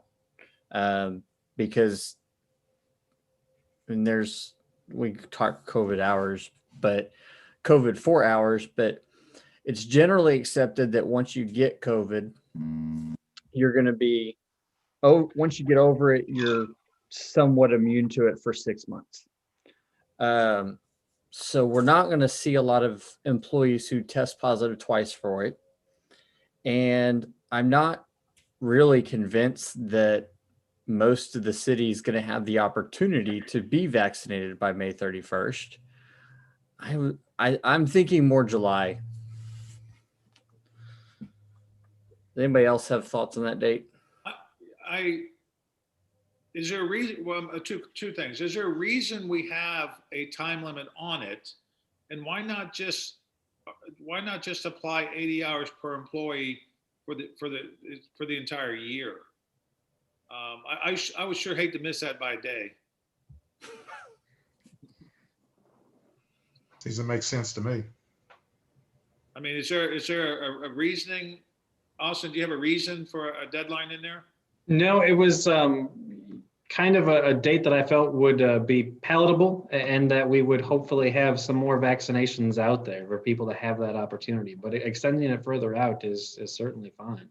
I have no problem extending it out and providing that 80 hours to the employee for the entire year of 2021. I think it gives them a little relief and a little bit of gives them a sigh of relief if they do come down with something. Plus, it also encourages them to stay home and to get tested. And they know that if they do test positive, it's not going to impact them negatively. So I think it's a multifold benefit to everyone. Greg, I think you hit the nail on the head there. I think, our employees, our frontline employees, if you will, they are, it's not just we have police officers who this would apply to, firefighters that this would apply to. In this past week, I can't imagine if someone who was positive did not feel like they could take time off from work, or potentially positive, came into work and then became a spreader, and everyone was out this week. That would have been detrimental. I think the city government has proven itself to be, and going into hurricane season in the next few months, very vital to the well-being of our citizens. And so it's extending it for the rest of the year. And you know what? I did see a chart today about number of positive tests per day. They're falling off dramatically. And so really the only downside to this is if that doesn't trail off fast enough. So I totally agree. I think our employees have proven themselves to be extremely vital to us and to our citizens. And so if it means that if they can have a little bit of relief for the rest of the year and the unlikely event, hopefully later in the year that they're exposed, then let's make sure that they're covered. Austin, just as a matter of reference, what is I assume we get paid, that Jersey Village employees get paid every other week, or do they get paid the 1st and 15th? Every other week. And what is the total of that payroll, that biweekly payroll, roughly? Looking to come up with a number for our potential exposure. Isabel, do you know? I honestly, You're you're muted. Muted, Isabel. I'm going to look for that now. Okay. You want the bi-weekly, how much net we pay? Yeah. Gross, I think. Gross. Gross. Yeah. Gross. Okay, I'll look it up right now. Just give Okay. me a few minutes. Well, Okay. while she goes, yeah, I think this is absolutely the right thing to do. My question is, Austin, do you know if this is part of any of the packages that they're talking about in Washington, extending that to city or local governments? I have not heard that that would of an extension as a part Okay, of it. yeah, exactly. Okay, just curious. So Andrew, next time you talk to Congresswoman Fletcher. Yeah. I will say she's been, I will say she's called and texted this entire time, and it's been a welcome relief to have somebody who's advocating for the city of Jersey Village. That's great. Okay, any other questions, comments? I think the interest, based on discussion here and the nodding of heads, we want to approve this ordinance, but perhaps extend it to the end of do you want to do fiscal year 2021 or end of the year 2021? I would do calendar year. Calendar year 2021. Okay, so if anybody would like to go ahead, I think and I think Isabel's got. Yeah. Oh, go ahead, Isabel. So like the grand total would be like 260,000. Okay. So that's just our potential exposure, and I'm fine with that. I think our emphasis towards retaining and quality employees and competitive salaries and benefits, this falls right in line with that. Yep. So, Sure. And that total is between general fund, utility fund, and golf course. It's the 3 funds. Okay, so it's the entire city Yes. total exposure. Okay. Yep. Good. I think it's a good, shows our employees also that we care. I care about Isabel, care about Robert, care about Mark, Harry, Thank you. Bob, the hardest working city employee. Austin, you're pretty good too. So we're looking. Lori's over there like, hey, we cannot lose Lori. Oh my gosh, we would absolutely. This city would just come to pieces. The if we city's lost gonna Lori. crash when she retires. Oh, I know. Same with Isabel. Yeah. Okay, looking for a motion. Looking for a motion on ordinance 2021-08 with extending COVID leave policy to the end of the calendar year. I move that we approve ordinance 2021-08 with the amendment to the effective date being end of the calendar year 2021. I have a motion. Do I have a second? I'll second. Greg seconds. Any more discussion on the topic? Seeing none, all those in favor? Aye. Aye. Any opposed? Any abstentions? Motion carries.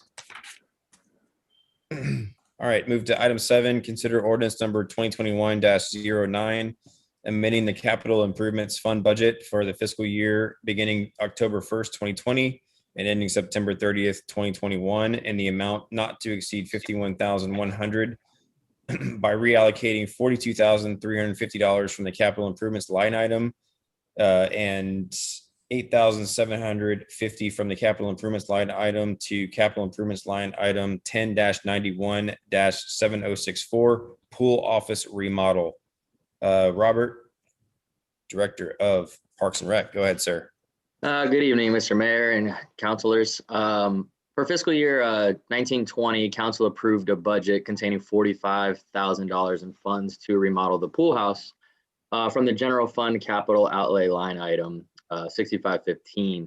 This project was scratched due to COVID-19, but now there's potential to utilize savings from a current approved pool redecking project combined with a small amount of park improvements budget to accomplish both desired projects. The project includes relocating the entrance doors to the restroom, expanding the cashier and lifeguard room, and converting the storage area to a family changing room. The project came in at $69,300 for the pool house remodel. And thankfully, our pool redecking project came in $42,300 under budget, $42,350 under budget. There's also $8,000 budgeted for the pool house roof repair that this project would consume.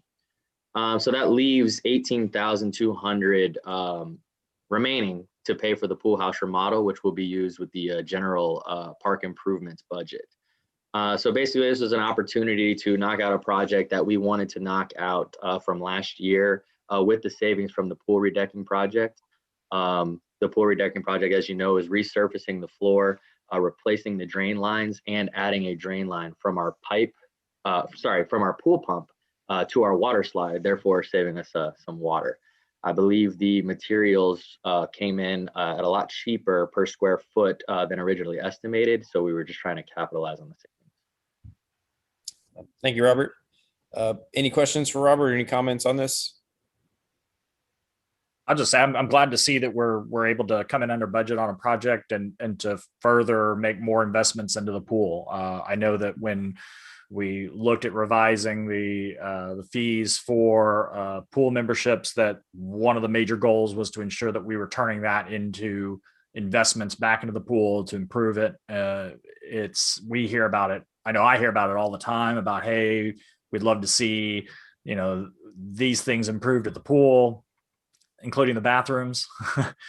So I'm glad we're continuing to make progress on that. And I think we should continue to make investments in that pool because it's a very, very popular amenity here in the city. I agree, Bobby. Austin and Robert, you can chime in. This was delayed from 2029, the last summer or prior to last summer because of COVID. We didn't get to spend that money. And then this year budget, we were just extra cautious and didn't allocate it. And so as opposed to spending it next year, we have the opportunity to go ahead and do it one season ahead. Correct. Yep. Okay. Guess that was Any more other of a statement than a question, but. It's good to have clarification though. I think the city pool is, I grew up doing cannonballs in that pool myself as a kid. And it's a huge component of having a fantastic childhood in the city. The other thing is, the city pool is almost, if you think about it, an attraction and a gateway, because with the swim team, every weekend in the spring and some of the summer, almost every weekend, every other weekend, there's a swim meet there, and it brings in families from outside of Jersey Village and exposes them to how great our city is. Businesses benefit from that. They go eat at restaurants in the city. We get sales tax from that. But also it's just a great, if they show up to the city pool and they're not from Jersey Village and they see how much we care for it, how much we care for our citizens and these assets. That's becoming a really great park over there. Clark Henry Park is becoming a premier park, and I'm absolutely loving it. Looking forward to playing kickball over there. The city pool is an asset we have to continuously improve. It gets a lot of use. It's not something that is vacant on a hot summer day. It's very busy, and I'm happy to see it something for a change coming in under budget. And looking forward to seeing what you guys do with it. So I will definitely, I'm no longer can't be mayor after May, but I'm looking forward to continuously cannonballing into that pool. So any other questions, concerns, comments?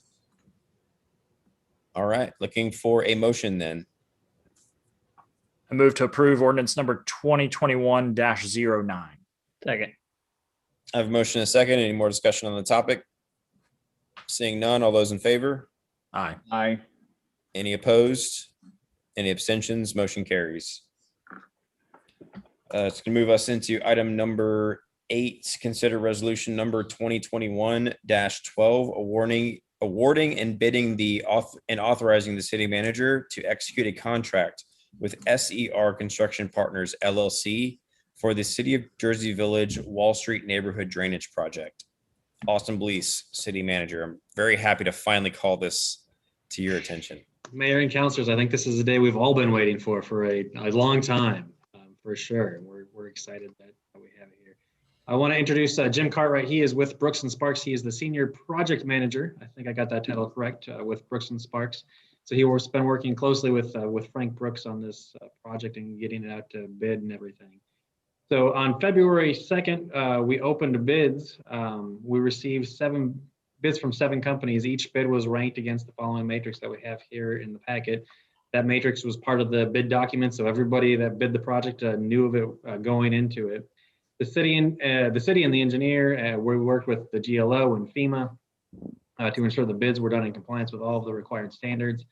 So this project will be funded by 4 different sources. FEMA's awarded the city $3.6 million. The Texas Infrastructure Resiliency Fund will provide $921,000. The Texas Government Land Office will provide 1.7, nearly 1.8 million in CDBG funds. So those all total just under 6.4 million. The recommended bid for the Wall Street project has a price tag of just under 5.7, and the Berm project has just under a price tag of 1.3. So that means the city will be responsible for about 599,000. We've set aside funds for these projects already. There's going to be some other projects related to the berm, like the golf course fence along Rio Grande, irrigation and restroom projects that cannot be paid for as part of grant funds, so they are not a part of these contracts here tonight. We'll work with staff will work with contractors to bring that back to council at a later point in time. So for this bid, SER Construction Partners was the responsive qualified bidder, submitting a bid of $5,699,739.30. Total point score is 78 out of 80. The city staff and the city engineer Brooks and Sparks has reviewed the bid proposal, and it's the recommendation of Frank Brooks that the city select SER Construction Partners as contractors for this project. Thank you, Austin. Mr. Cartwright, thank you for joining us tonight. Do you have any comments that you would like to, or summary that you'd like to present to council, or can we get right to asking you questions? I believe Austin covered it. So if you have any questions, I'd be happy to take them. Okay, thank you, sir. Any questions? Gary, you have your hand up. Go ahead. Yeah, when I'm looking at the exhibit, what is mobility? On which exhibit are you talking about? First item. Mobilization. Mobilization, excuse me. Oh, mobilization. I'm sorry. That's the contractors bringing in their equipment and supplies. Okay. All right. This next issue is maybe a little more drawn out, but the pump.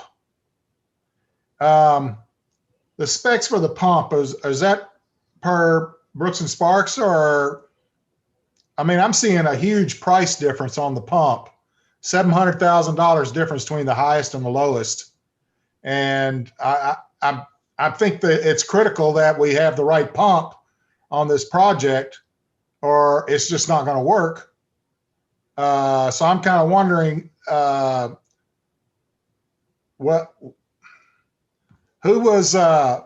are they saving or bringing around bringing a pump in for 700 something thousand when another bid is guided for 1.4 million. And are we sure that we're going to get what we need? They are required to provide what we have in the plans, which is what the electrical engineer has designed for this pump to operate with. Any explanation for why the big price difference? I don't really have an answer of why. I mean, the higher bidders are going to bid higher, and the lower bidders are. But I'm familiar with the contractor and also their sub, so I feel like that we're going to get what we ask for. Okay.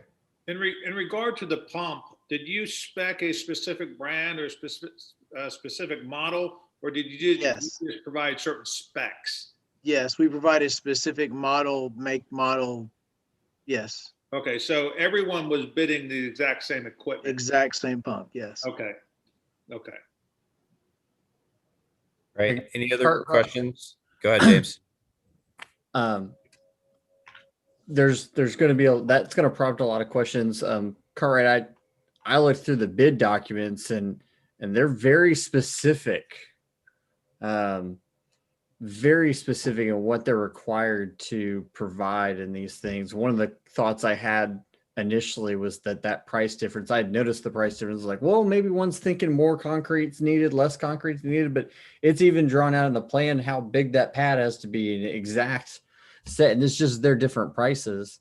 I've had an opportunity to work with several of these companies, not all of them, but several of them, and I think y'all are picking the right one. I agree. Were there any exceptions to the bid documents or to the specs? Significant? No significant, no significant questions that required any explanation beyond what was in the specification. Okay. All right. All right. Any other questions, comments?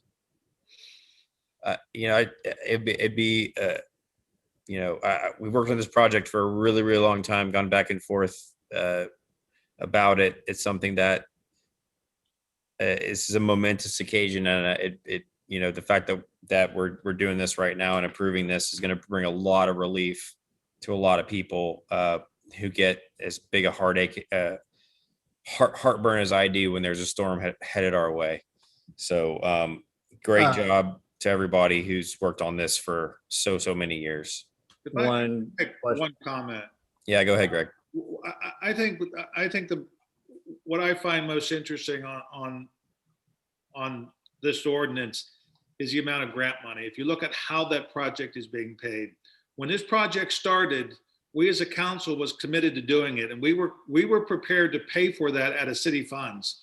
So when we're criticized about having cash on hand or large fund balances, this is the very reason why we are extremely fortunate. And I kind of attribute the efforts of Austin in securing these grants and securing this money. Otherwise, it would be coming out of our pockets, and it would impact the homestead exemption. It would impact our fund balance. And the fact that we have that money available and it's sitting in the bank for us to use speaks volumes to this council and to prior councils and to city government. So I just want to make that comment. I think that's probably the most outstanding thing I see here is the city's portion. I agree. We're basically getting a $6+ million project, and the city's component of that is 10%, and that has a lot to do. I do have to, Greg. You and I have been on council together since I got on council. And every single budget workshop that we've talked about something like this, it's been great to see the way that we've approached this, that this is a citywide impact. Even if you did not flood, this impacts you on your tax bill every single year. This impacts the image of the city. This impacts so many things, not just those folks on Crawford and Tahoe and Capri and Wall Street. It impacts everybody in some form or fashion. And this was the responsible way of accomplishing this. This was not the fastest way, but definitely the correct way, the most fiscally responsible way, the best way to share this burden amongst everyone in the most fair way. And absolutely, not asking for a parade here, but definitely a very good project that we've stuck with for many years. And I gotta say, it's very rewarding to see the city's component of this being so low and creating a lot of good for a lot of people. I totally agree, Greg. Go ahead, James. I appreciate you pointing that out, Greg, because I missed that. People do criticize us for holding extra cash, and we're going to see later in the Parks Master Plan a lot, that company did a lot of math and showed how expensive those projects are going to be if used bond money. And we have said several times that we want to do pay as you go and not incur unneeded interest for the citizens. There's no reason for citizens to be paying banks in order to do projects. We, as a city, decide on what projects, and that's part of what these comprehensive plans are about, and the parks plan, and we save up and then purchase them. My question I wanted to ask earlier, Cartwright, I forgot to ask this. I do remember there is a time to complete this. I think it's 300 days. That's correct. And does that start tonight, or does that start in a couple days? When does that clock start? That will start after we sign the contract. So it's not tonight, but it'll be soon afterwards. So we sign it, we give it to them. Right. So it could be as late as next meeting. Okay. All right, great. All right, without further ado, I'm looking for a motion on the ordinance. Move to approve resolution number 2021-12. Second. Excellent. Motion and a second. Any more discussion on the topic? Seeing none, all those in favor? Aye. Any opposed? Any abstentions? Motion carries. Mayor, who was that second? That would be me. James Who's me? Singleton. Okay, James Singleton. thank you. All right. Moving into item number 9, consider resolution number 2021-13, awarding the bid and authorizing the city manager to execute a contract with Greenscapes 6 LLC for the City of Jersey Village Golf Course Berm project. Austin, please. Mayor and councilors, the second portion of this this project is the berm. We used the similar rankings schedule, ranking matrix as we did for the other one, with a total of 80 points, 20 points for experience, 40 points for cost, and another 20 points for the capacity to perform. So for this one, we had 9 companies that bid on the project, and each one was ranked. Greenscape 6 or G6 was the responsive qualified bidder, submitting a bid of $1 million. Sorry, I lost my place. But G6 is the lowest G6 is the responsive qualified bidder for this project, and the city staff and the city engineer recommend council approve a contract with G6 for this project. All right. Thank you, Austin. Any questions for Austin on this? Yes. Go ahead, James. Exhibit A, page 3, the bottom of the total for Greenscapes, it says rounding issues. Can one of you explain what that is? I can. That's in when we tabulate the bids with the figures that they put for the unit prices. There could be a round off in the number.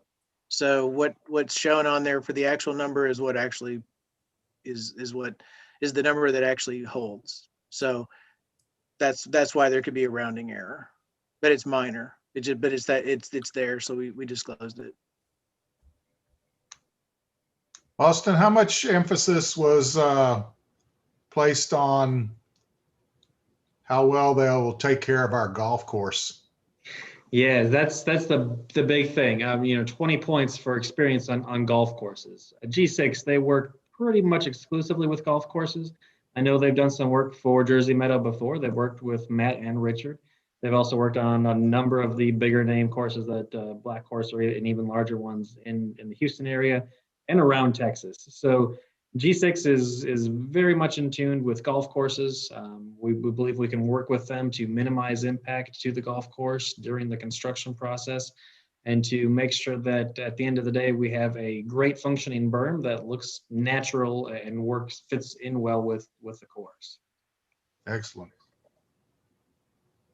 Any other questions for Austin or Mr. Cartwright?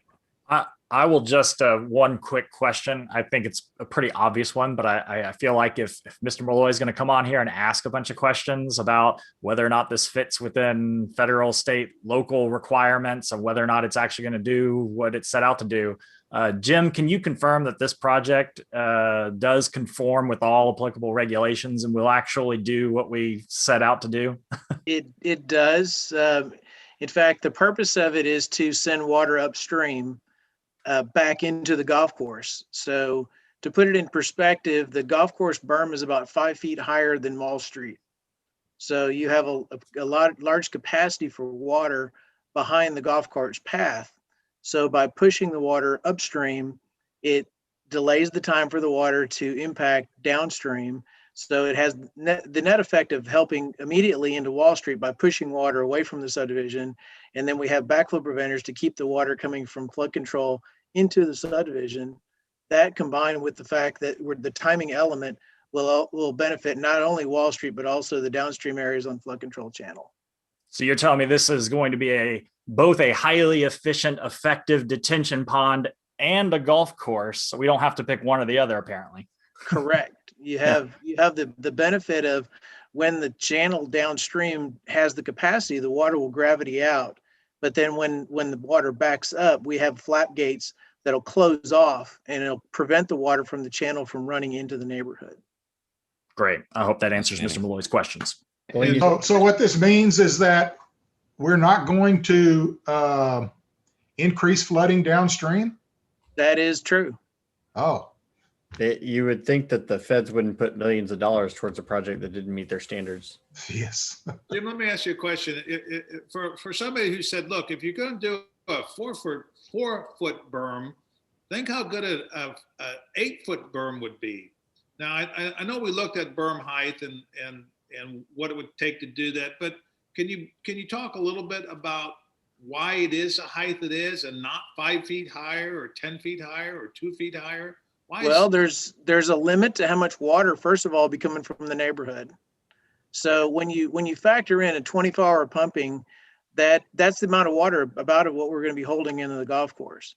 So making it higher doesn't really benefit too much from the perspective of Wall Street. The other side of that too is if you continue to make the berm higher and higher, you take up more golf course space because you have to transition back down from that height. And you're encroaching in on the playable space of the golf course, effectively making the golf course not as desirable in appearance. Right. And at some point, we're going to flood the clubhouse. At some point, I didn't check the elevation on it, but I'm pretty sure the golf path is below the clubhouse. But yeah, that would be another problem. Is if you eventually made it high enough, you could push water back into the golf course clubhouse. Yeah, I think there's just an example of showing that our goals here as a city are not to do only one thing or only another. We can find ways to be able to do creative projects that make this usable space, make it space that actually brings in revenue as opposed to a park that still costs money to maintain, but doesn't bring in any appreciable revenue, unlike a golf course. This is, I think, the best of all worlds, where you're both having a useful income producing piece of property that also helps to protect homes from potential flood risk. So I think that this is very easy to defend. If your goal is only to do one thing, well, maybe you don't like it. If your goal is to try to do a lot of different things with the limited resources you have, well, what's not to like? And just to go even further on that, had the golf course not been there, had councils many years ago not purchased this golf course, and it would have turned into either commercial property or townhomes or something, this wouldn't be an option at all. This is still an option because of that purchase. Very good reservation of green space for the city, so that it is an option. It's a great option because with the channel widening through Jersey Village that's happening as we speak, with the improvements to the drainage in Wall Street. This berm turns the golf course into a backup, a detention pond of last resort, if you will. if and when that water, and let's not also forget that we're also widening the E127, which goes right behind Wall Street in the near future. So this becomes a backup of a backup, that having a 6 foot, 8 foot, 10 foot berm, it would just be overkill, more expensive for us to cover, and not be anywhere as effective as it needs as required. So I'm happy to see that the golf course is being used. That number one, the golf course is there for it to be used. It's still a green space. It's still producing revenue. It is still an option for us as a city to use for water storage in this, hopefully, but the way 2020 and 2021 have gone, it's definitely something that we should predict. But as a homeowner myself, downstream of this, I'm very happy to see it go forward. Greg, go ahead. I just want to make one quick comment that, we talk about the golf course and why did the city buy it, and all those questions that people ask periodically. But it's interesting to note that if the city had not purchased a golf course, in a collaborative effort with Harris County, we would not have the 43 acres. We would not have the golf course. Instead, we would have light industrial. I sat in a meeting and I heard, before I was on council, before I was involved in city issues, I sat in a meeting and heard the developer say, if the city doesn't purchase the golf course, I'm putting warehouses there, period. It was going to cease to become a golf course. So, in us purchasing the golf course, there was a large committee of citizens that evaluated that. It wasn't us that made that decision, but I think the city paid $2 million for the 43 acres. So again, I think the alternative was warehouses or 43 acres worth of detention and a golf course and green space. So I think we made the right decision, and I think it's paying off now with this, as an example, with this project. So anyway, Greg, I don't think the right decision was made. The right decision was made. And it's funny that you say that the developer wanted to put in light industrial warehouse space, because it's repeating itself upstream of Jersey Village in the Village Center area, which we all know was going to be paved over for either car parking lot spaces and or warehouses. And now it's going to be a responsibly developed area that benefits us who live downstream. So no, I think this is great to see, because if it was warehouses, light industrial warehouses on the golf course right now, I don't think that landowner would say, yeah, go ahead and build a berm around me. Don't think that would work. So, hindsight being 2020, I think is an apt saying right here. So, all right. I think we've spoken enough on this. Is there any other questions that we have for Mr. Cartwright or Mr. Blease? Seeing none, I'm looking for a motion. I'll move we approve resolution number 2021-13. Second. I have a motion and a second. Any more discussion on the topic? Seeing none, all those in favor? Aye. Aye. Any opposed? Any abstentions? Motion carries. Let's get that berm built. Let's do it. All right. Item number 10, consider resolution number 2021-14, approving the Parks and Recreation Master Plan as prepared by Burdett Consultants, LLC. Robert Bassford, how's your name on it, sir? Yes, sir. Thank you. So I'll introduce this item and then I'll hand the floor over to Paul Howard with Burdett Consultants for our presentation, followed by handing the floor over to the Parks and Recreation Advisory Committee Chairwoman, Doris Mahalik, to provide committee comments and feedback. As for the item introduction, in February of 2020, the City Council approved a contract with Burdett Consultant for a Parks Master Plan. City staff and Burdett Consultants team met several times during the course of the study. The Parks and Recreation Advisory Committee provided feedback and assistance throughout the project. Brief timeline. A survey was created in March of 2021 and dispersed through a number of medias, some to be included be social media, city website, Jersey Village Star, Farmers Market, et cetera, et cetera. And we received 464 responses.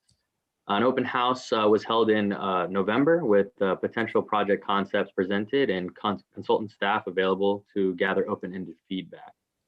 In early 2021, the final draft document presentation was presented to the park committee, and the committee voted to send this plan to council with no recommendation, but to allow council to view the results of the verdict presentation. Tonight, the full plan, along with the summative overview, is being presented via exhibit for council deliberation and action. The plan should not be considered the only path forward, nor the final representation of the projects, but will act as a guide to assist us in planning out the next 5 to 10 years regarding capital improvement projects and programming for the Parks and Recreation Department. And without further ado, Austin, if you could bring Paul up, he will provide his presentation. Hello, everyone. Thanks for Hey, having Paul. me this evening. Can you hear me? Yes, sir. Go ahead. Right. Great. Okay. So as Robert mentioned, this process has been going on for about a year, and it's been the culmination of a lot of different studies and discussions with staff and set points elected officials, committees, and the general public to put together a vision for your park system for the next 5 years. It's really a 10-year plan, but we found over the years, and what Texas Parks and Wildlife Department recommends is to update on the 5-year interval, because communities are dynamic, recreation is constantly changing. And so the goal is just to continue to update and revise. And I'm going to put it over to a presentation mode here. Can y'all see my screen? Not up yet. Hold on. Let me hit screen share. Share it. There we go. There we go. All right. Got it.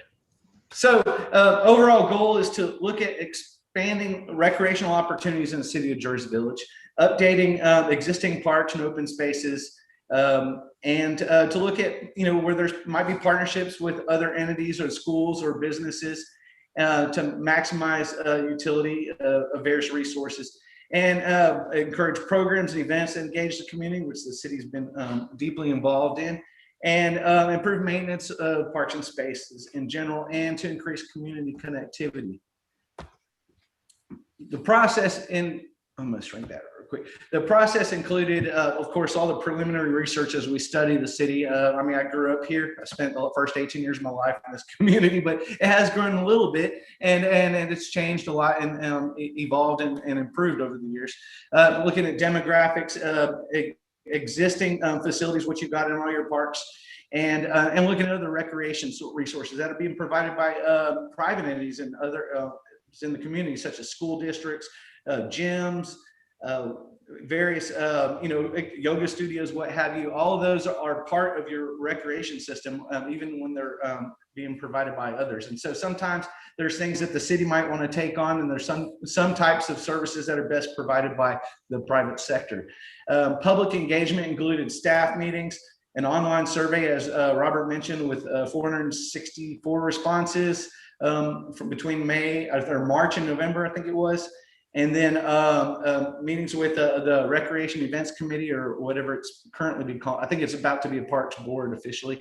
And we had a farmers market event to promote the survey and to get people aware that what was going on. And then we had an open house that was had a pretty good turnout, and that was a show and tell environment where people came into the City Hall and had an opportunity to look at, or Civic Center, and had an opportunity to look at some of the concepts that we've come up with and to respond to them and put stickers on the things they like or dislike. And that helped us to refine and capture their opinions and their emotions with that regard. And then we looked at it from a level of service analysis. Now, traditionally, you would have the NRPA, which is the National Recreation and Park Association. It had these formulaic standards for how many parks per 1,000 population you should have, and how many baseball fields and how many soccer fields. And they've since gone to a pattern where they say you should refine your standards to be localized, to be what is right for your city, because demand changes in every community. In some communities, soccer is more popular. In some communities, football is more popular. In some communities, trails are more popular. So we tried to start with standards and looking at comparisons with other communities, but then also to look at how that relates to the city of Jersey Village. Demand assessment, of course, that was all the public engagement. And then we looked at recreation behavior using some big data resources that we have through Esri, which is a great partner that offers market data about what people are spending their money on and surveys of what kind of activities are participating in. And that really helps us to hone in some of the recommendations that we don't not always necessarily get just from public input. And all of that is to culminate in a collection of potential projects that you could look at for the future. These are non-committal. This master plan is supposed to be a vision document, but also a practical tool for planning your budget and planning your park system as you move forward. So that should you decide to spend money on improvements to a park, you can not only look at a concept drawing of what could work at a given site, and based on all the input we've had to date, but also what is that going to look like in terms of cost? And we've itemized these in great detail to the level that you could do at a planning level before something has officially been designed. And that gives you the opportunity to value engineer things or to pick and choose objects or options for your park improvements and to phase things out over time instead of just coming up with a whole hog cost for a given park project and then leaving you in the wind 3 years from now when you decide to build something. And and then looking at the maintenance costs. What are the increases to the Parks Department's maintenance budget in terms of full-time equivalents when it comes to mowing additional fields or additional trash pickup and things like that. And we will look at that as we move forward. I kind of explained all this, so I'm not going to go into great detail on this slide. This is kind of just an overview of that process, how we refine and come down to these projects and the plan for implementation. Some of the highlights of the online survey. We asked a number of questions that were geared to just kind of gauge people's interest. We already know you're a relatively captured community, which means you're not growing a lot. So the focus in this plan is to look at, well, how do we improve existing city parks and find out how they're using them, and then look for opportunities where there might be potential future park space. You do have a limited amount of land in Jersey Village within the city limits, and annexation has changed in recent years, and also with the existing municipal boundaries in the surrounding area, there's not quite as many places to stretch out in the community. So we looked at what city parks were used the most. Carroll Fox was overwhelmingly the most popular. And that a lot has to do with the age of young families that are moving in. The Village Dog Park and Nature Trail, also a huge attraction, and Clark Henry Park were the most popular. Weekends were obviously the most frequent time, but we saw a steady pattern of people using them throughout the week and mostly in the evening hours. What recreation activities are they currently participating in? And this isn't just limited to Jersey Village, but also where are these residents participating outside the community? Walking, hiking, running and biking, we're way up there at 81% of participants in the survey. Events and festivals, water recreation facilities, that includes swimming, water parks, splash pads, you name it. And then indoor recreation, which is something that obviously is happening outside the community at 25%. And followed by nature and outdoor activities and various other forms of sport. When we asked them what type of activities would you like to participate in the future, and this was a checklist of items with the option to add anything else that we left off that list. There's sometimes criticism over this method because people go, I see it's a shopping list, and they say, yeah, I like that, I like that, I like that. But you have to start somewhere to get people thinking about all the different types of recreation that are out there. But overwhelmingly, 75% said they would like to see more trails, and followed by natural areas and shaded seating. Restrooms were high up there at 42%, event space, and a plethora of other items. And when we asked about indoor amenities, they'd be interested in fitness equipment, multi-use indoor classrooms, banquet halls, which is kind of the same thing, just multi-use spaces that can be used for rented out events and things like that, an indoor track, basketball court, gymnasium, the types of things you might see in a recreation center. And when we asked them how long they lived in Jersey Village, we had 32% lived there less than 2 years. You got a lot of new people coming in. But you also had the 18% at 3 to 5 years, and notably 11 to 20 years, you had 23%. So you have a balanced community of both new residents and old residents in your community. And one thing that we notice is that communities need to keep their park systems up to date, and because they are the face of your community. That's the first thing people see when they're looking at what neighborhood or community or city they want to move into is your recreation amenities. And so you're in a great position where you can reinvest in existing facilities rather than trying to buy a lot of parkland, which is what you see in like some of the more newly developing communities out there. The age groups that responded to the survey were represented by mostly 35 to 50, well, not mostly, 47% 35 to 50-year-olds, another 20% 55 to 64-year-olds, and 18% 65 and older. So you've got middle to upper level, middle to senior age people making up the vast majority of the residents in the community, at least according to the survey, which means it's important to look at programming and amenities that meet those demographics as well as the young children. And where are they getting their information from? Parks and recreation events. This was asked just to help the staff in the city to really target feedback and to keep that feedback loop going, because public input doesn't end with this master plan. It's an ongoing process. 44% use Facebook, another 27.5, almost 28% use the city's website, followed by friends and family, word of mouth, and the city's newsletter. When you glean all that down, what the top findings we have from this survey is that for outdoor activities, it's trails, natural areas, shaded seating, restrooms, and event space. For indoor activities, it was fitness equipment, multi-use classrooms, banquet hall, indoor track, indoor basketball. And then when we look at all the open-ended responses to when we asked what people were interested in for programs and events was way high. Well, not way high. It was 23 out of all those comments. Another 15 for food, classes, and senior activities. And then there was a plethora of single unique responses for various other things. So the bottom line is that people are interested in a lot of different types of recreation in the community.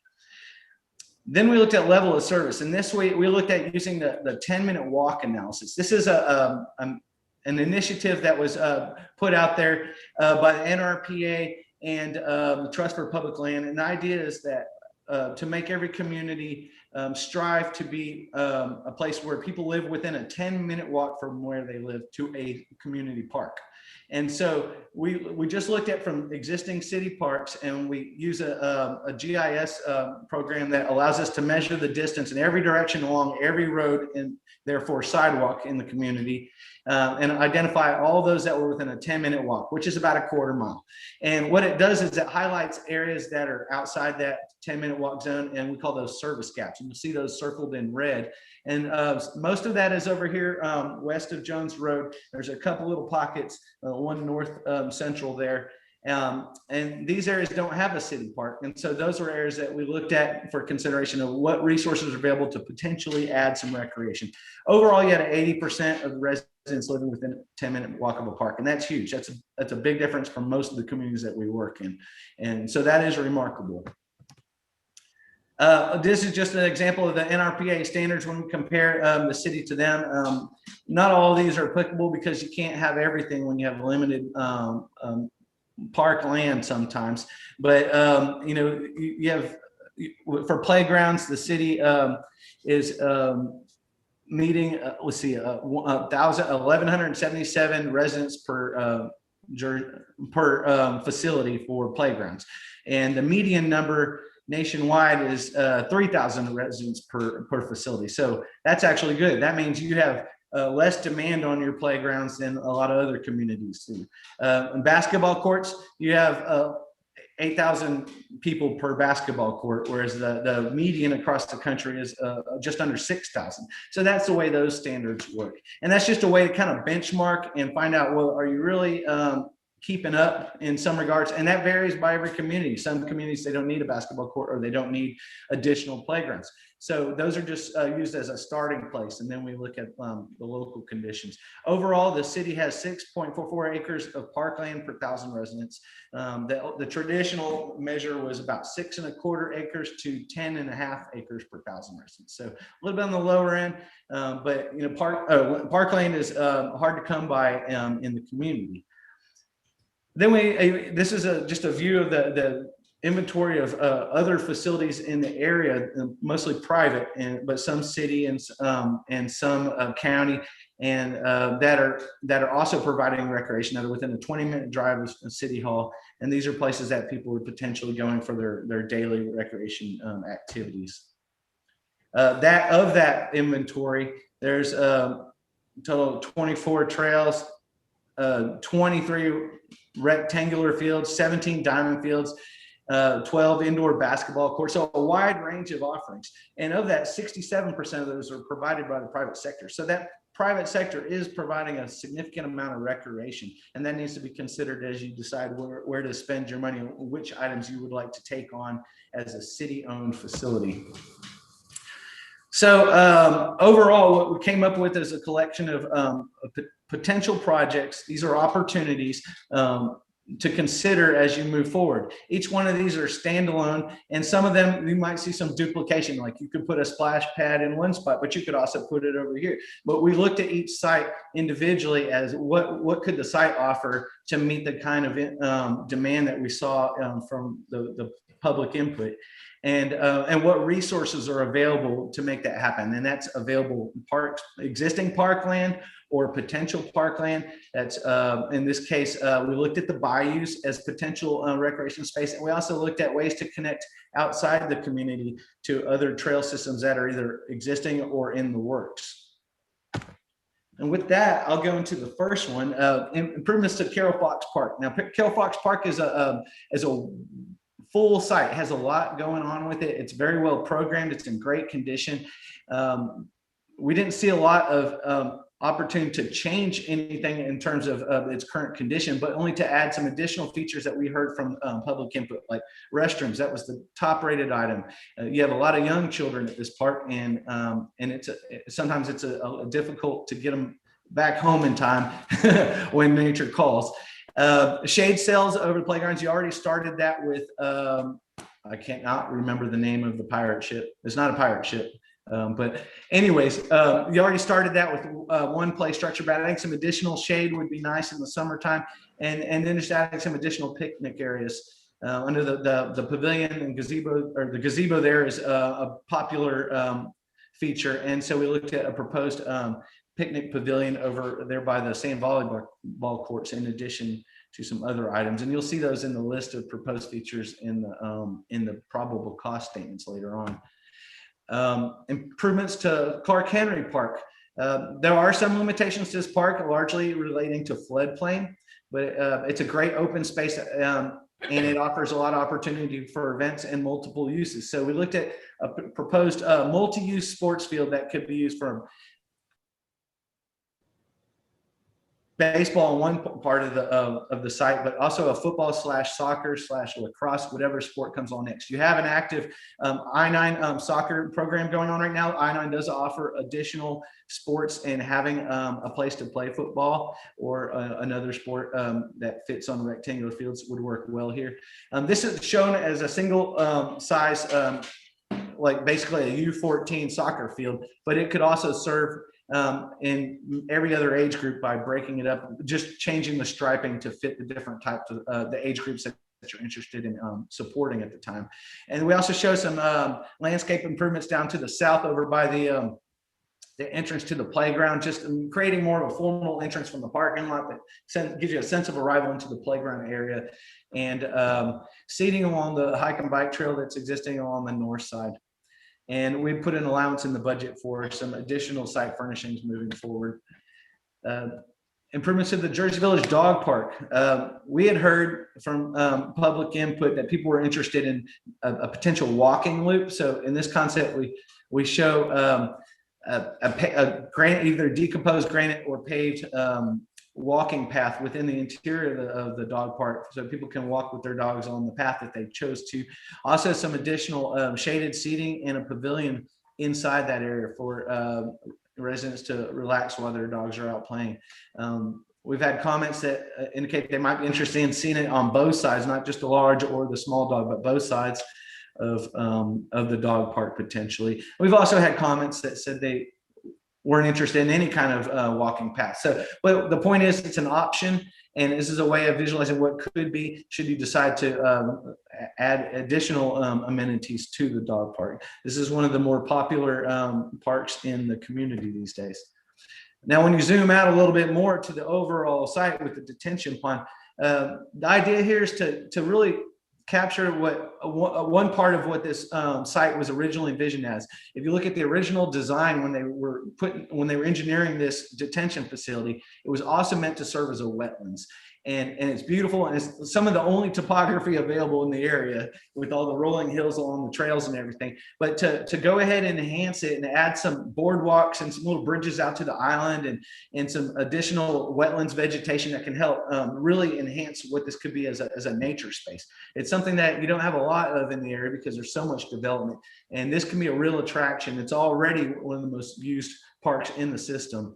And so that's the overall concept here, with some additional trail loop going in there and these little boardwalks and some interpretive signage that helps people to understand how both the aquatic systems are working, but also the wildlife, the migratory fowl that come through here during that period of the year. And so that's the overall concept. We really celebrate it, and you'll see later on some opportunities to maybe connect outside this to somewhat regional trail systems that could create a destination for pedestrians and bicyclers coming from other parts of the region. St. John Park, this is one of a number of cul-de-sacs that you have in the community that are considered parkland, and all they have is 2 benches on each one of them right now. And we just saw these as an opportunity to create some more community space where residents in the area could come and relax in the shade. You'll see another example of a Delosier where that is popular for block party type events at some times of the year. In this case, we saw an opportunity to take advantage of the existing shade, add a little walking path through it, and some seating areas, and maybe a small fire pit. We've heard comments both for and against the idea of a fire pit, but it's a great idea. There's a concept for where people could come and relax in the evening and in a responsible manner, of course, and take advantage of a relaxing environment out front and visit with their neighbors. Delosier Park, as I mentioned, this one is over off of Rio Grande, right across the street from the church's big park that they have. So the idea here would for this be complementary, but to take advantage of about an acre of space that's sitting out there doing relatively nothing at the moment.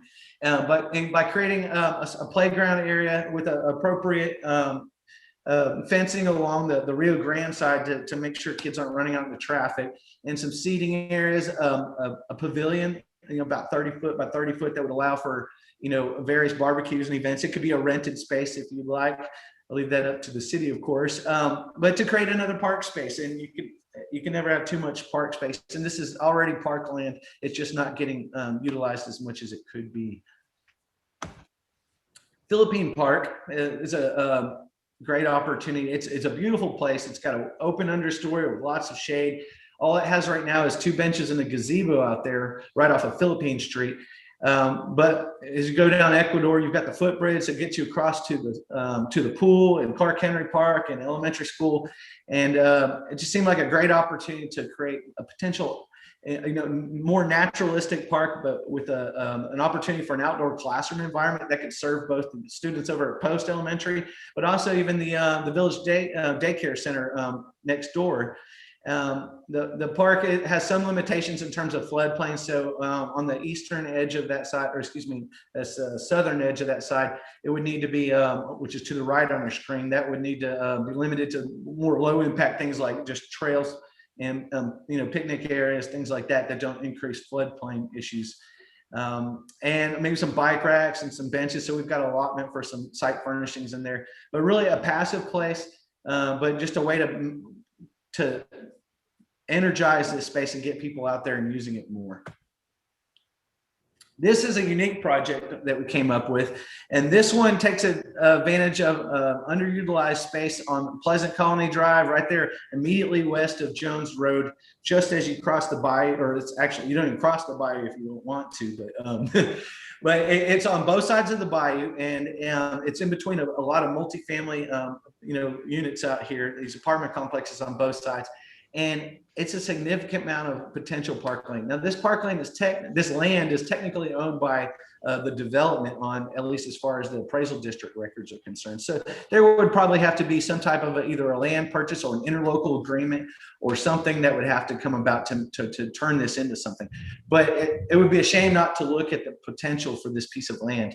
And multifamily developments don't typically have a lot of park space. They might have a pool and they may have a clubhouse, but they don't have proper park space. And so this is an opportunity to bring in some of the things that are already in demand, potentially basketball courts, some additional tennis courts, but these could also be pickleball courts. It could also be a skate park if you wanted. Trails looping around there to create some more walking space, and pavilions and picnic areas. And this is another piece of land. This piece of land is owned by the city. It is, I believe it's designated as park space. It's being maintained by the Parks Department. It's on the north side of the bayou, immediately to the west of Senate Avenue on the north side of the bayou, basically. So off of Cube Court, you'll find the in Cube Court at Senate Court. You would come down there. I should have put in an overview map immediately before this, but this is an open space that is right next to the bayou. It's got shade. It's got some grassy open lawn areas. It's back behind some houses, so it doesn't want to be a heavily programmed site. But it's a great opportunity to take advantage of already owned city land to create a place for people to walk and to hang out, read a book, have some picnic areas and some passive areas, maybe some interpretive signage about the natural systems that are at work in the area, and just to create more green space available for public access and enjoyment. And as I mentioned before, we looked at some opportunities for trails. Now, color coded is a little bit different, and as you are most all, I'm sure, aware, there are sections of bayou within the city that don't follow the norm in terms of property ownership. And those, in fact, have partial boundaries going all the way up to the center line of the water. And those are the ones you see in blue. I put these in there despite much concern over the pushback, because if you don't put something in a plan, it disappears forever often. And these we consider alternative opportunities for a potential trail in the future. You don't know what might happen 20 years from now, or who's going to live there, or what the demand is going to be. But to identify at least that the city acknowledges this is an opportunity. There's some other sections of bayou, like you'll see over there just south of the golf course, that could potentially connect to the village center. There might be a need for an under Highway 290 crossing. That there's precedent for that in areas of Houston where they've gone under freeways with trails. It is doable, and the Harris County Flood Control District has worked with the city of Houston on projects like that. So that's an opportunity. An alternate might be to go across through Northwest Village development and then basically walk across the parking lot to get to Village Center along Jones Road. Another section along Village Green Drive that has the potential to create some more additional connection. And then if you look over to the far right of your screen, you see these ones in red. These are already trails that are happening. There's a section of White Oak Bayou Trail that goes all the way downtown Houston, and it stops at about Hollister Road. And the county has funded $20.5 million to extend that project all the way up to basically the city limits of Jersey Village, and then go around on this diversion path, and then connect to existing trails that will lead all the way up to a detention pond that's north of the city of Jersey Village. So what that means is that with simple connectivity from the outskirts of Jersey Village over there at Clark Henry Park to that trail, you have the potential to connect all the way to downtown with the hike and bike trail. So a resident could actually bicycle to downtown. So that's kind of a cool opportunity. All of these are just something to keep your eye on. There's funding available for trail systems. Whether it goes inside the city limits or not is a different issue. There's also opportunity for partnerships with adjacent communities. You'll see here we have a proposed pedestrian bridge. I don't think you can see my mouse pointer, but dead center of the community on the north boundary, you'll see a proposed pedestrian bridge tag. And that's an opportunity to connect to the adjacent trail on the north side of the bayou there that would allow connectivity to, say, Cook Junior High. You know, we got St. Max Church up there and the other communities in that area, as well as to go east and down towards Houston as that trail gets completed. A proposed alternative trail might be or pedestrian bridge might be over there by Wellwind Park that would connect across the trail to get you onto the other side of the bayou and allow you to connect to that regional trail system. And last but not least was an opportunity we saw as the village center eventually builds out to take advantage of the space at the Civic Center. You've got aging infrastructure there. The building is dated and it could be retrofitted to be a recreation facility. It could be kept as a rental facility, or you could clear that space and turn it into green space for events. There's a lot of ways that you can use this piece of property.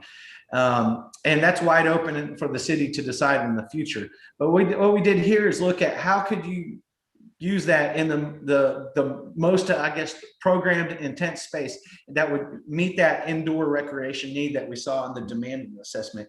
And in this case, we looked at what would a recreation center that met the most items on that list look like, and how would it fit in that space. So we did an architectural analysis of how much space it would take to meet those needs in terms of indoor gym / indoor track with some fitness area for workout equipment, things like that, and some basic circulation, locker rooms, restrooms, storage space, you name it. And it comes out to be about a 20,000 square foot space.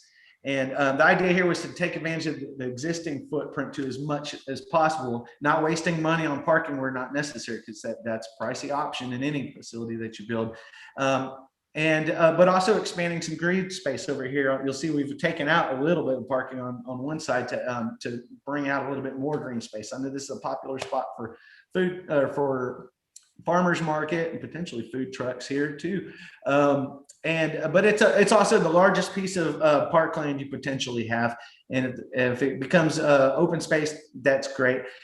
This is just one option of how you might utilize this space, and we'll look at what that could cost here and shortly. This is an overall view of the layout of what the downstairs might look like in this scenario. And so you've got a gymnasium here. It's a basketball court, it could be indoor volleyball, it can be multi-purpose pickleball with bleachers. On one side, you have your equipment storage and mechanical space, and along the perimeter of the lower side and the right side of the view. And then up front, you've got your entrance, your lobby, reception, office space, and your locker rooms and restrooms here. Moving upstairs, what that would look like was a 3-lane track that fits in that space. There is an opportunity to potentially shrink down your costs a little bit in your overall footprint by getting rid of one of those lanes. And so that's something to consider as you move into design, should you ever go down that road and decide you were interested in building a recreation center. That gives you an idea, kind of dip your toes into the water of what that might look like. And what I did here is I took our statement of probable cost for each item, and then I looked at, and what I did is I added a 20% multiplier. So that probable cost statement is an average of low to high. That means I took our statement of probable cost and then added a 20% multiplier to give you a low and high end on that. And there's already contingencies and contractor markup and professional fees and survey and geotech and all that included on our original cost estimate that you see in the master plan document. So I took each one of these potential costs and I looked at what that would look like if you were to amortize that over through a bond over a 15-year period, let's say with 3%, which is actually kind of high right now. And that's based on your property valuation. So we took the total taxable value of properties in the city and we broke it into chunks. And we said, okay, if it's a $200,000 property, here's what your household impact per year for the duration of that bond would be. And if it's 800,000 on the other end, then that's your household impact per year. So what this does is turn this out of the realm of funny money, monopoly money, and into something that the resident can inform themselves with and say, oh, okay, that's what I'd be looking at if I wanted to buy into a rec center or a trail system, which is kind of odd because that would be if you did all the trails, or any one of those parks. And it's just another way of helping people to visualize how that money is, because most people aren't dealing with hundreds of thousands of dollars or millions of dollars on a regular basis for expenditures. And so it's kind of hard to figure out, well, how much is that going to cost me? And a lot of cities managed to pull this off without increasing taxes through debt roll-off, things like that. But you can also manage all these things without going into additional debt, because we've offered detailed lists of statements of probable cost for each project, so that you could pick and choose items, or you can decide what kinds of things make sense, or if you were to phase something or not. The goal here is for it to be a tool for you to inform yourselves with as you move forward improving your parks. And that's all I've got. All right. Thank you, Paul. Also, welcome back to Jersey Village. I didn't know you were a previous resident, but you said a few things that definitely clued me into your knowledge of the area. So thanks so much for participating. Thank you. Let's see. Let's go ahead and see. We have Doris is on, and I guess, you know what, I'll throw it back to Robert. Robert, do you have any do you want to throw it to anybody else for comment before we start discussing? I figured I'll pass it off to Doris. She can discuss or talk on the committee's stance, and then we can, open it up to any questions for any one of us. All right, Doris, go ahead. Thanks for joining us. Sure. Thanks, Paul, for that presentation. And council, the mayor and council, the proposal comes to council with no recommendation, basically. The committee greatly appreciated what Burdett did and their presentation. And like Paul said, they captured everything. If you don't capture everything, it's forgotten or it's not there. So we appreciated that. However, there was just a lot of it that the committee wanted to deliberate longer. And our preference was to bring things to council in a more consolidated fashion, maybe pick out 2 or 3 of the items that were the higher priority, the higher preference, we thought, of the community, rather than recommending the whole plan. But that's for you guys to decide. But in particular, the things that the committee appreciated out of the plan was how much lighting was included in the plan, the multi-purpose park or field at Clark Henry Park, and certainly the restrooms and the shade at Carol Fox Park. Some of the things that they wish they had been included, and I think some of these Robert is going to be able to address, and they won't necessarily have to be part of a future plan, but the pool at Clark Henry Park, a pool shade there. One of the things was restrooms, and I don't think that was in what Robert referenced just recently, but citizens' comments and just various comments that we've gotten is that the restrooms need improvement at Clark Henry Park. So that was one of the things. Also, the smell. There's an issue with the smell at the pool that we've heard about. The other thing was the things in the dog park, which again, I think Robert's able to address some of these, but just shade at the dog park, trash bags, storage, compartments for people that bring items that they want to store while they're playing with their dog. More light there, and a water feature, possibly a place for washing your dogs. The one thing that the committee, or at least the majority of the committee, did not see the need for was a walking trail around the dog park.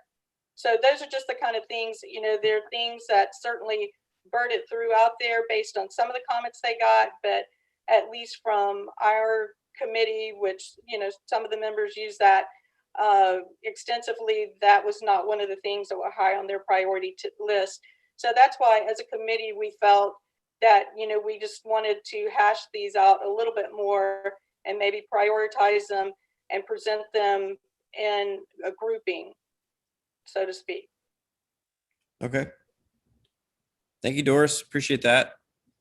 I guess with that comment, I'll go ahead and open it up to council comment and love to hear what you guys have to say about this.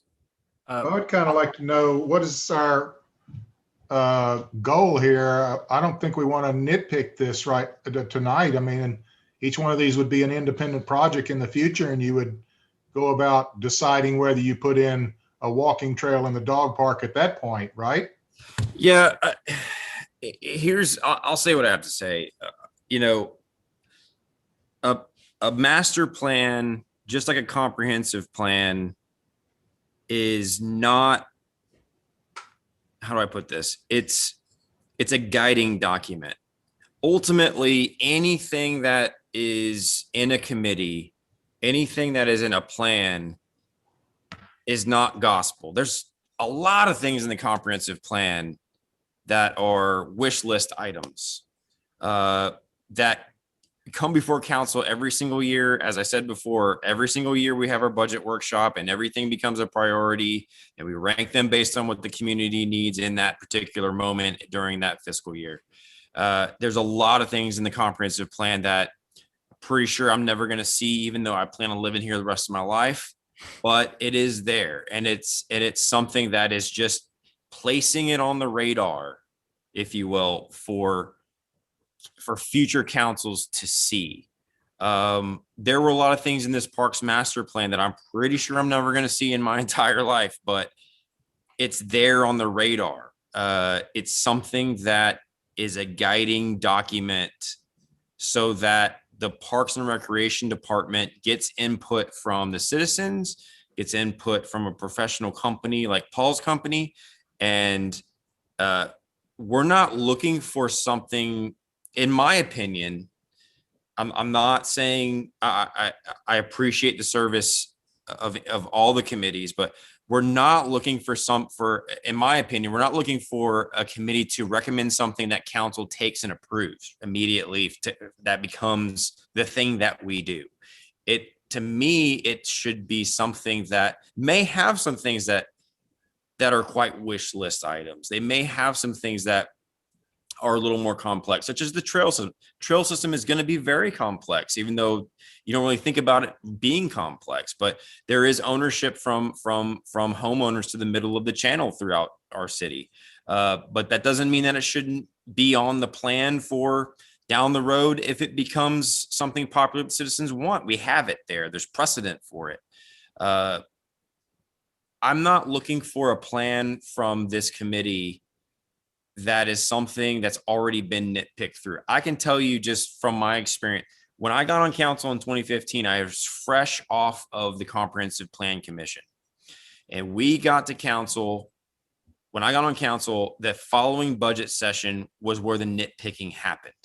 Every year is the budget session is where the nitpicking happens. When the city staff takes a component of this plan and proposes it for that particular year and says, hey, this year we want to do a bathroom at Carroll Fox Park. This year we want to do a shade structure at Clark Henry Park. This year we want to do, we want to improve the walking trails at this park.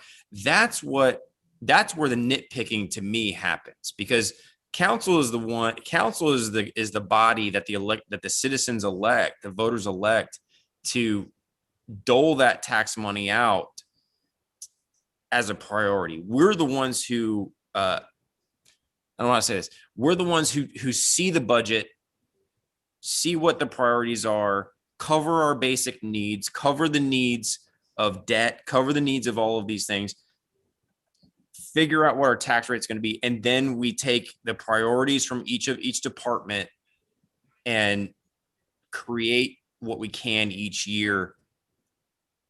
And that's our job. I don't think it's the job of a committee to get to say, the smell at the pool is not great. I don't think that should be, to me, I don't think that should be part of a recommendation. It should be something that is made, that the Parks Department should be made aware of and they should work on. Yes, but I think there's some things that are being recommended that I don't think it's a little different from any committee recommendation I've seen since I've been on council, to be completely frank. I like to get a plan that is broad. I like to see a plan that is visionary. I like to see a plan that incorporates the needs and the wants of the citizens. This plan, my family participated in the stickers at the Civic Center and put stickers on different things. I think there's a lot of things in the plan that are definitely out of our budget right now.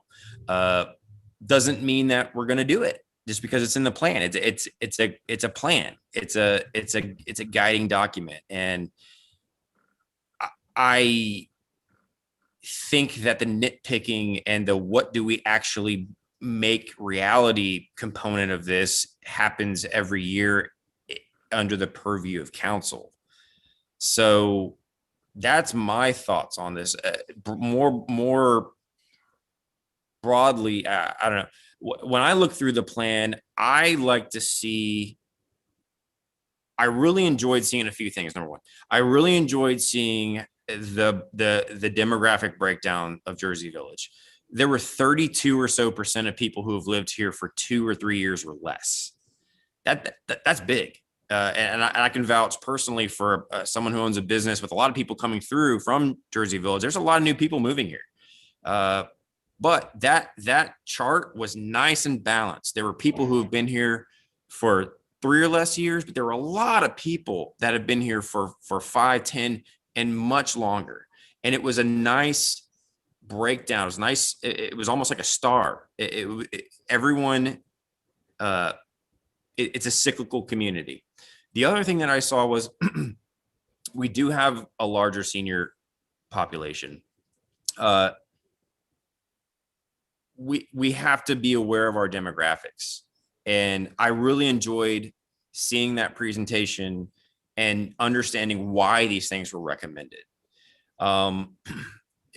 Number two, I like to see how usable each park, how much each park is used. Carroll Fox Park was way up there. Clark Henry Park way up there. There were, in my opinion, we should absolutely be investing in the places that people use the most. And it was nice to see most of these projects were investing in the spaces that are being used the most and using those demographics and the feedback of the citizens to create those spaces to be used even more and more efficiently to people than just having benches. That was nice to see.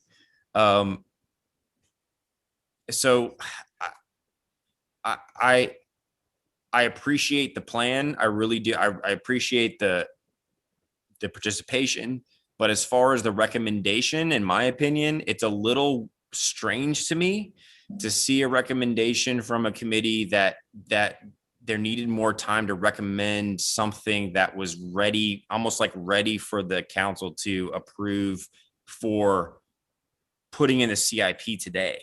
And that's not what we ask of committees, in my opinion. I don't know. So I have a comment.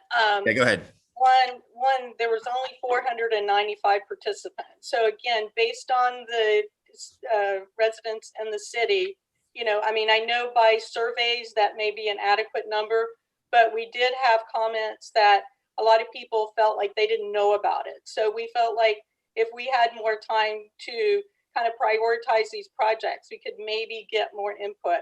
That's just one of the comments.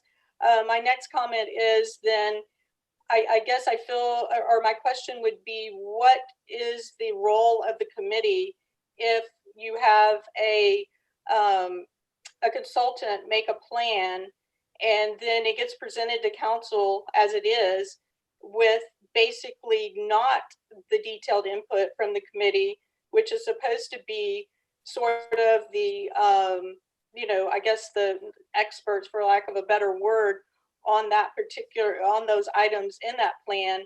What role would the committee have then if it just goes straight from consultant to council? Oh, sure. Yeah, no, I totally understand.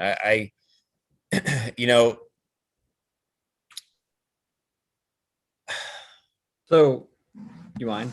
Yeah, go ahead. There was a lot discussed with this. One of the, we're always going to hear, I didn't hear about it. I didn't know there was a thing. I didn't get to put my input in. We're always going to hear that. We heard earlier the number of people that respond to the comprehensive plan. It's a very small percentage. We get that a lot. There's very few people that give input. Look how many times we've had to leave a vacant seat on a committee because no one was willing to serve. Unfortunately, citizen input sometimes is fairly low. One of the concerns with this one is that a lot of the input was done online, and we have no way of knowing if any of these people actually live in Jersey Village, since everyone within 10 miles of here thinks they live here. It just unfortunately is the truth. The city a year ago wanted to create this plan, so we put it to a consultant to do, because I asked at that meeting if we could just do this in-house. Do we have to hire a consultant and pay somebody to come up with this? And at the time, I thought it was more of a plan of, hey, these are the things we're going to do in the order we're going to do them. And now I'm finding it's really just kind of a wish list of potential projects. The committee's role is to provide input, and some was given. I think they want to dig through it a whole lot more. I think that is highly admirable. I think that there are some adjustments that could possibly be made. I don't believe we need to approve this tonight, but we'll get to that in just a second. At the end of the day, this is not the committee's plan. It is it's a cafeteria. It's a buffet of options.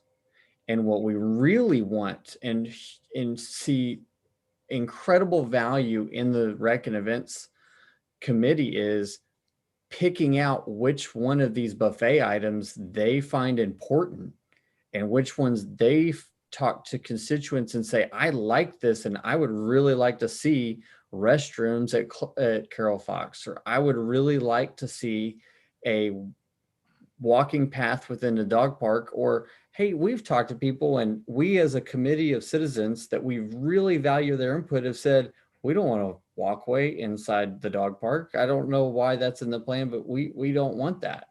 And that's when we'll decide what gets funded and what doesn't. The committee talked for, I think it was 3 or 4 hours, probably one of their longest meetings, and they have a lot that they still want to talk about with this. Robert and Paul, I talked to both of y'all. Y'all gave some very good information that I wouldn't mind if one of y'all share here. Is this master plan is truly a list of potential projects, but there is a reason we do need to come up with a plan. It doesn't have to be approved tonight, and we can still make adjustments to it, but it is something we can't ignore. We do need to come up with one because of grants. If one of y'all want to talk on that. I can talk about that. We work a lot with the Texas Parks and Wildlife Department's Recreation Grants Program. And one of the key components that they look at when they're looking at all the grant applications that come in every year for various recreation grants is, does the city have a master plan in place? And the grants range from everything from boating access to local parks grants for any kind of local park project you can imagine, to various other ones that are geared towards like urban environments and stuff. Most of what you'd be looking at are like a local parks grant that go up to a potentially $500,000 match grant. And so the first thing they look at is do they have a master plan in place on file with the state? Which is a simple process of uploading online, and did they get public input during that process? Is this what the people want? Traditionally, their grants were more about wildlife and green stuff, and now they've come full circle around in the last 2 years and decided they're really about people more than anything. And so being able to capture that vision is key to being able to compete against all the other municipalities and other quasi-governmental agencies that have access to that grant program. So thank you. The committee, a lot of times we do present ideas to committees and they approve or they don't approve. This committee had so much thought and differing views that they basically elected to just not do either one. I'm gonna leave it for more discussion. I got other thoughts and things to say, but if we want to finish with the committee, y'all go ahead. I'll just say, I do want to make sure that we're emphasizing the fact that our many of these committees have in the title advisory. In order for them to be advisory, not to say that we take all of their advice and just rubber stamp it and move it on, but I do think that there needs to be some sort of meaningful opportunity for our committees to have input. Just kind of as an example question, between Paul and Robert, was there anything in the Parks Master Plan as we have it today that was changed based on input from the committee?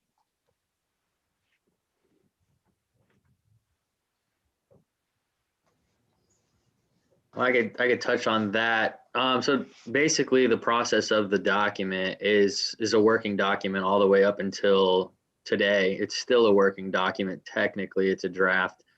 So I'm going to speak on Paul's behalf, but typically they take the survey responses. They'll do, which we didn't get to do due to COVID, they usually do public stakeholder input early, which would typically have been in the April or May month of the timeline. Paul, you can correct me if I'm wrong on that. And then sometimes they'll do an open house at the end with the projects and the stickers and so on and so forth. But the public input kind of goes along the lines of an extension of the survey. It's like a town hall, like what would you like and what type of activities would you like? The committee had the opportunity, to complete the survey, to be advocates of the survey, and to participate, throughout the duration of the project. I know there were a few things. Every time we have any type of public input, me and Paul would go back and make adjustments to the document. Ironically, we just had one to consider from the last meeting in February. On February 3rd, someone mentioned, what do I do when my individual or my child outgrows a playground? There's nothing to do. So we immediately jot down, hey, keep in mind, the teens or the middle school age, some activities to challenge individuals and so on and so forth. And that's where the skate park came back into it. So every time feedback was given, we adjusted the document, per that feedback. So it was on the agenda a few times, the Parks and Recreation Committee agenda a few times for feedback, and every time something was brought up, adjustments were made typically to the document and then represented. But yeah, it's a working document, and it remains a working document throughout its life. The specifics of the project very rarely are the same once completed if a project is accepted as to what the plan was. If you wanted to get into the nicks and crannies of each project, if you guys were to select a project, then we would go to very, very fine-tuned public input on that specific project. How many garbage cans, benches, and so on. Sure. And to the mayor's point, I do agree with him that maybe there needed to be a little bit more clarity provided to the advisory committee as to what was being looked for here. I do agree. It shouldn't be a clean the bathrooms or take out the trash kind of checklist. It is a bigger issue than that. What I'm worried about more is to what degree they got to give input, for example, on what are some of the higher priorities. I think when this document was first reviewed, it kind of looked like everything just was marked as a priority project. I see now it's been rephrased to proposed. If they are kind of confused as to exactly how this plan is to be utilized or what it says as a community, and these are people who are very deeply invested in and deal with our park system on a regular basis, imagine how it looks to the public at large. There are going to be people who see $6 million price tag, $7 million price tag on a project, and just assume, as some members of the committee did, that this is essentially saying we're going to go out there and do this. We all know that's not the case, but we know how that can easily be misconstrued. I think I like the idea of us kind of trying to extend ourselves a little bit and sort of create a list of things that, hey, we may never get to this point, or it may not be quite like this. And that's why we itemized everything for you, so you can pick and choose from it. But I think you have to kind of, there's a line you kind of have to draw where, for example, the mayor said, I may never see this in my lifetime. The mayor's not that old. I know this week has probably aged him quite a bit. But I think that sort of, the fact that we have in our a 10-year master plan, something that I would also agree, like this 20,000 square foot rec center, I don't know if we'll see it in 30 years. That's just, I would love for Jersey Village to be in a position where we're seriously saying we want to build this thing. I just don't, I think that when we're talking pie in the sky, we're more outer space at that point with the pie. But Bobby, just real quick, like that's really, I think I've had a long week and I'm a little tired because it's all right. But that's kind of what I was getting at. Like, okay, when we were part of the comprehensive plan, I remember when we said when part of it was extending Jersey Meadow Drive all the way to Rio Grande. That was part of the comprehensive plan, and there was even a little map that showed Jersey Meadow Drive going all the way to Rio Grande. And I remember so many times when I would talk to people, it got brought up many times that when is that going to happen? You know, why isn't that happening? Or people who didn't want it to happen because of the price tag. It was something ends up on a document and they don't realize that it's a plan. It's not the thing the city takes to go out to bid. That's really what I was getting at, and not to impugn anything of this committee's work, but it does get dangerous when there are things like a $6 million recreation facility that I definitely would not want to foot the bill for at this moment in time. When those things end up on a plan, it becomes one of those things that we are constantly defending as it's not in the budget. It's not there. It's a plan. And so my frustration is not with the committee at all. It's the fact that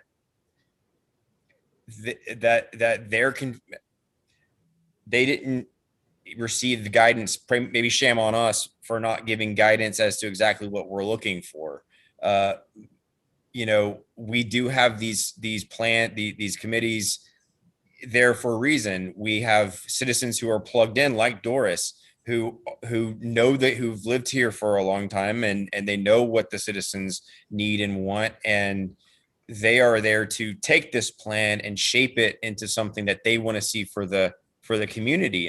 And sometimes it works out, sometimes it doesn't. But when you do get a plan like this that has some things that are a bit out there, it can be difficult to have serious discussions on a committee level, because if you have this plan and it goes forward and your name's on that plan, you know, you're a citizen, your name's on that plan, and it goes forward, and it becomes almost incumbent upon you to defend that plan.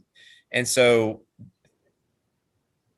yeah, maybe we don't approve it tonight and it goes back to that committee with maybe a little more instruction on what we want to see.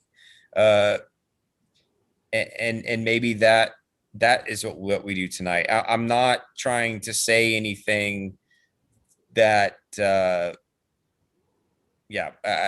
it's just, it is having experience in an overall 30,000 foot view plan like this, especially something like the comprehensive plan. Things end up on there and they get taken to be something that we've enacted and it's going to happen, and it's not the case. And then the people who have their names on that document are also drafted into this. Well, why did you put it on there if it's not going to happen, type of thing? So, but also to be said. There are some things that, you know, the maintenance items that you're talking about, to me, it shouldn't be a line item maintenance. It should be an overall vision of making sure that parks are maintained better, making sure that we're budgeting for maintenance better, making sure that, yeah. I was just going to say, actually, that I think is a very wise thing to have on there, because you don't just have capital expenditure and then it's done. You have your one-time cost for the capital expenditure, which then creates a recurring expense for the maintenance. So you want to make sure that that's being accounted for when you're saying, do we want to put this in our capital improvement plan or do we not? Precisely. But anyway, I don't want to, because it's already like 10:15, so I don't want to belabor this too much. I want to give others a chance to talk. Yeah. I just have one other. Go ahead, comment. Doris. I didn't mean to put you on the spot with my question about the role of the committee, but what you're saying is exactly the reason I guess I said that, is because when the word got out about some of the things in the plan, the committee did have to start defending it. And, you know, the questions were coming to us. What are you thinking? Why are you thinking this?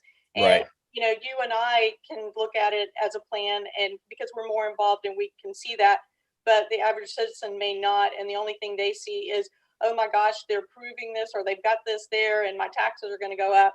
That's the first thing you hear. So sure. that was my reason for saying maybe if we, you know, prioritize them, it would be more palatable that way. But you guys have to make your decision the way you run the government. We certainly understand that, but yeah, I kind of just wanted to explain sort of why the comments and why the committee made the recommendation that it was. Right. And Doris, by the way, you're allowed to put me on the spot anytime you want. So that's fine. I get paid in pizza to be put on the spot.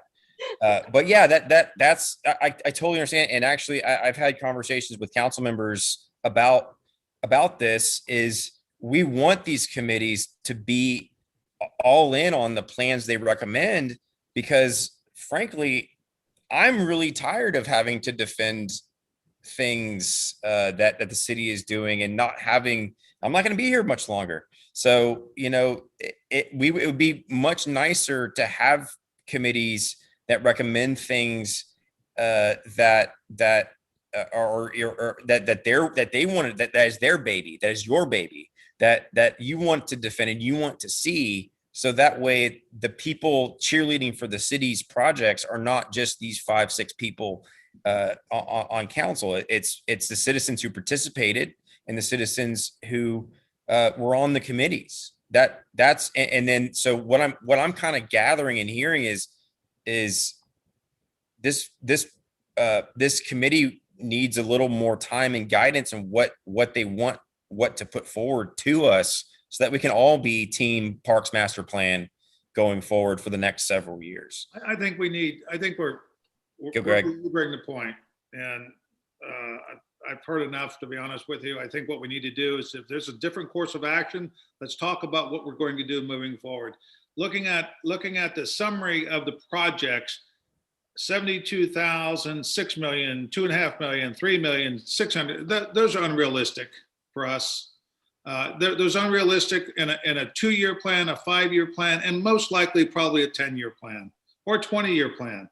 Hell, we've been trying to get a city hall for 4 million and 8 million for 20 years. And that's a basic needs. We're to your point, just pie in the sky, whatever.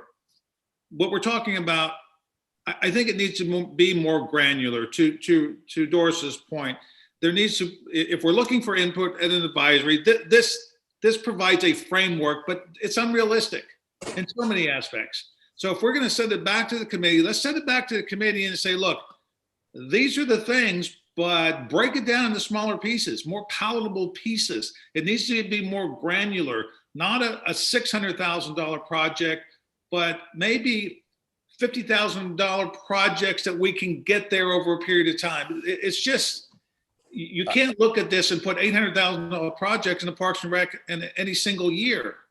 I totally agree. Yeah, Greg, looking at the presentation, looking at the summary was the big part. Was there were so many items that were big ticket that correct. I just can't justify. Yeah. But there were some things like Carroll Fox Park that had some smaller items within them and Clark Henry Park, these wonderful parks we already have, that people want to see those slight improvements happen over the next 2, 3, 5, 10 years that are not millions of dollars. There are a couple $100,000 here and there over this time period. That's what I would like to see. I was really encouraged by those projects. Those are much easier to defend. Let's send it back to the committee and ask for more granular, smaller projects, break it up into smaller pieces and things that are achievable in 5 years. There's very little here that's really achievable in 5 years. So let's send it back, have their recommendation. It could be the same thing in smaller pieces. And prioritize. Because the way I look at it, I don't want to talk much more on this, but the way I look at it as a council member is that I'm not involved in parks. My child is grown. I'm not going to the park. This provides a document to say, when I'm looking at the budget and I have to prioritize a decision, I'm going to look at this document and say, this is what the citizens provided. This is the input that they provided. And based on this, I'm going to make this decision. That's what it's for. So it's to your point, it's a guiding document. Does it provide enough information? Not really. Is it granular enough? Not really. So let's send it back to the committee, ask for smaller projects, more granular projects and achievable projects, and prioritize and move on. So go ahead, James. There's some issues with that plan. We contracted with Paul, I forget the name of your company, but we contracted with Paul's company to provide service, write this plan. We have reached that contract. If we are going to kick this back with any major revision, then we're looking at spending more money to revise it. Well, I think we do it ourselves then. And yes. And so I think, for one, the granular that you're looking for is already in here. If you go to the implementation section, so the document before us today, the actual document, you're looking at, I think it's page 95 for Carol Fox. Shade sales, 45,000, 2 of them, 90,000. We don't have to go with a sudden $650,000 investment into Carol Fox. We can say, this year we're going to put up shade sales. This year we're going to do exterior lighting, and that is already broken down in the plan. Yeah. One of the major problems with this plan that hits me, knowing some of the JV is fiscally conservative, pretty universally. And one of the things that really bothered me was the fitness center has a very high price tag, and my personal opinion is it's going to inflate when we go to do it. But this plan is supposed to be, and I believe, an 8-year plan. That the plan's supposed to be 8 years, but if you look at the fitness center, it specifically says 12 to 15. Now, if we go back to the DOT meeting where everybody got 5, 6 yellow dots and they got to vote on what they wanted, that particular item was not included. It was added later. If you go back to the October packet, the October draft of this plan had a recreation center at the Civic Center for a total cost of $523,000 and some change. It did show the possibility of a large fitness center. They even used one of the same photos as an example. And I think that shows that we're thinking of doing a fitness center, but we're not sure how large it's going to be or where we're going to be at. Right now, we have citizens who don't want to spend money at the golf course, and it's going to be a money-making building. There's no way I'm voting for a plan that has a 2-story fitness building on the City Hall property. That's a stopper for me. And you've got a private sector that can do those things better. And they're doing it better, and they're available, and it's not a need that we need to meet. When the government has certain jobs they're supposed to do, and there's plenty of private opportunity. That's one of the problems I have with the 10-minute walk in this plan, but I don't think that those items are worth arguing about here, because I think there's a short and simple plan, a way of getting a parks master plan made. We swap out, we can push this back to the city more than the committee. If we have a consensus here that we're not willing to bite on the $6 million fitness facility, they can swap it out for the smaller vision. And then a lot of the other things are pretty minuscule. It's a cafeteria plan. It's potentials. It's possibilities. They may be in the plan. We may never do them. I agree with Mark Malloy. That trail down the bayou is just not going to happen. And we don't really need to be putting it in plans anymore.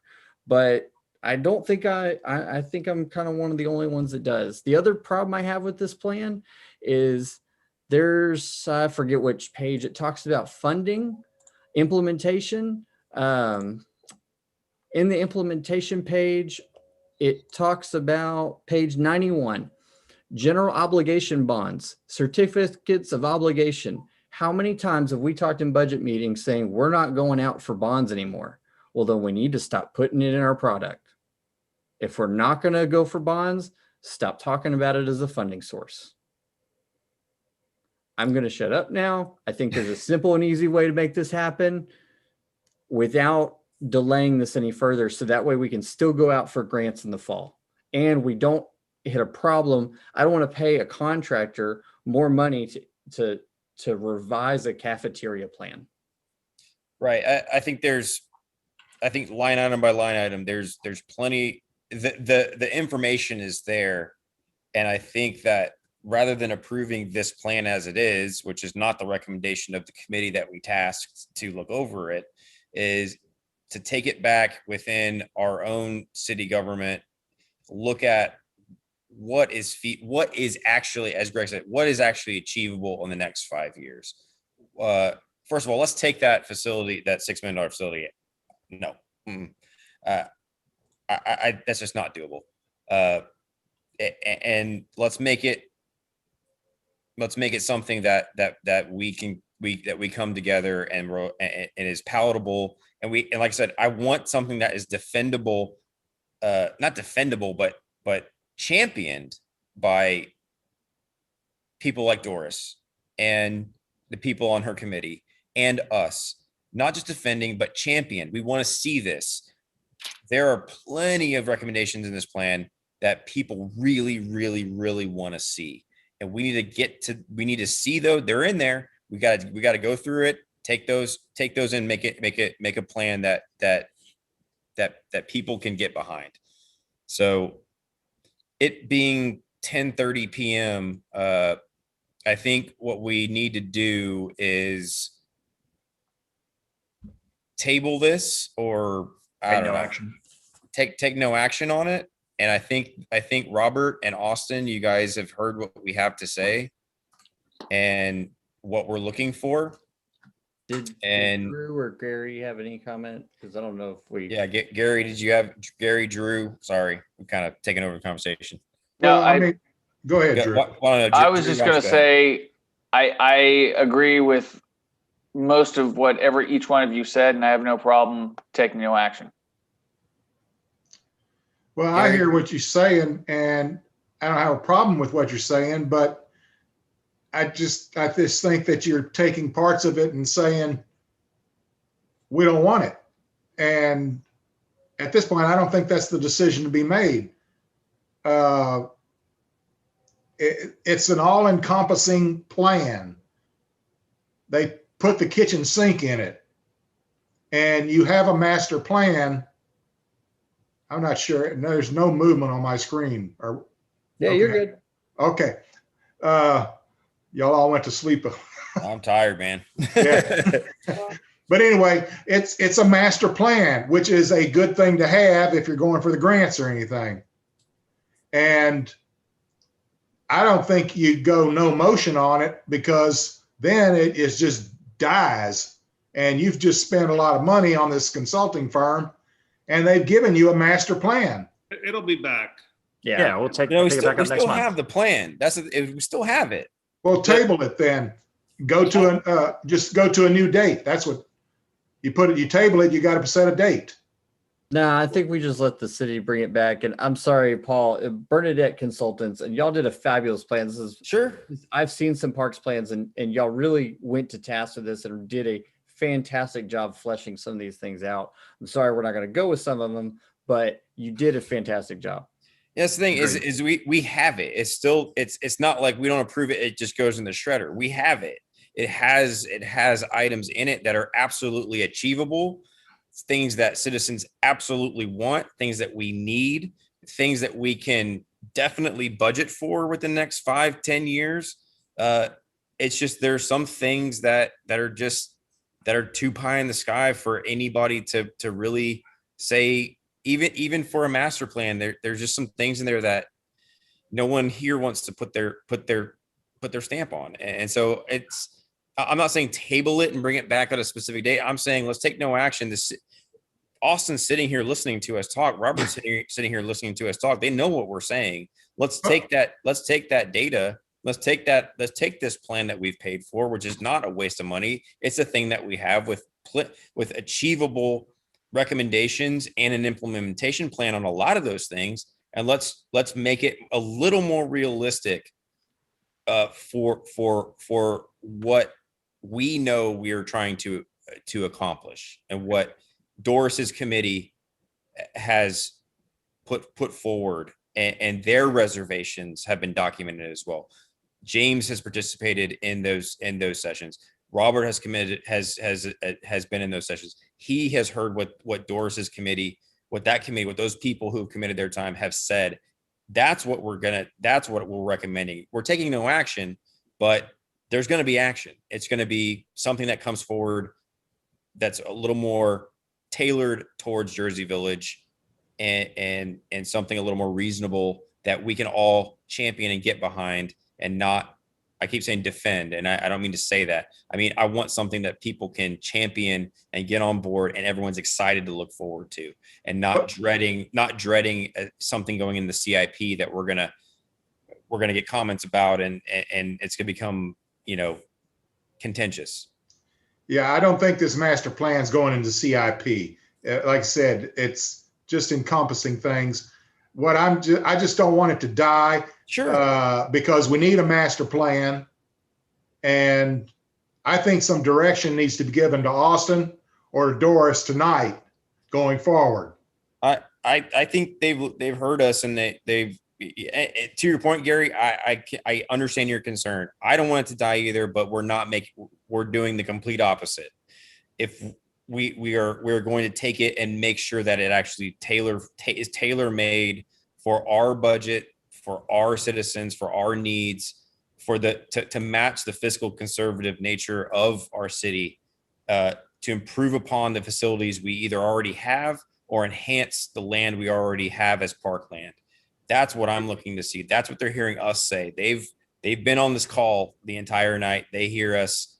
And so Austin and Robert and Doris and everybody who's going to be working on this, they understand what we see. And I think we're all on the same page that what we want to see going forward is something that is actually achievable.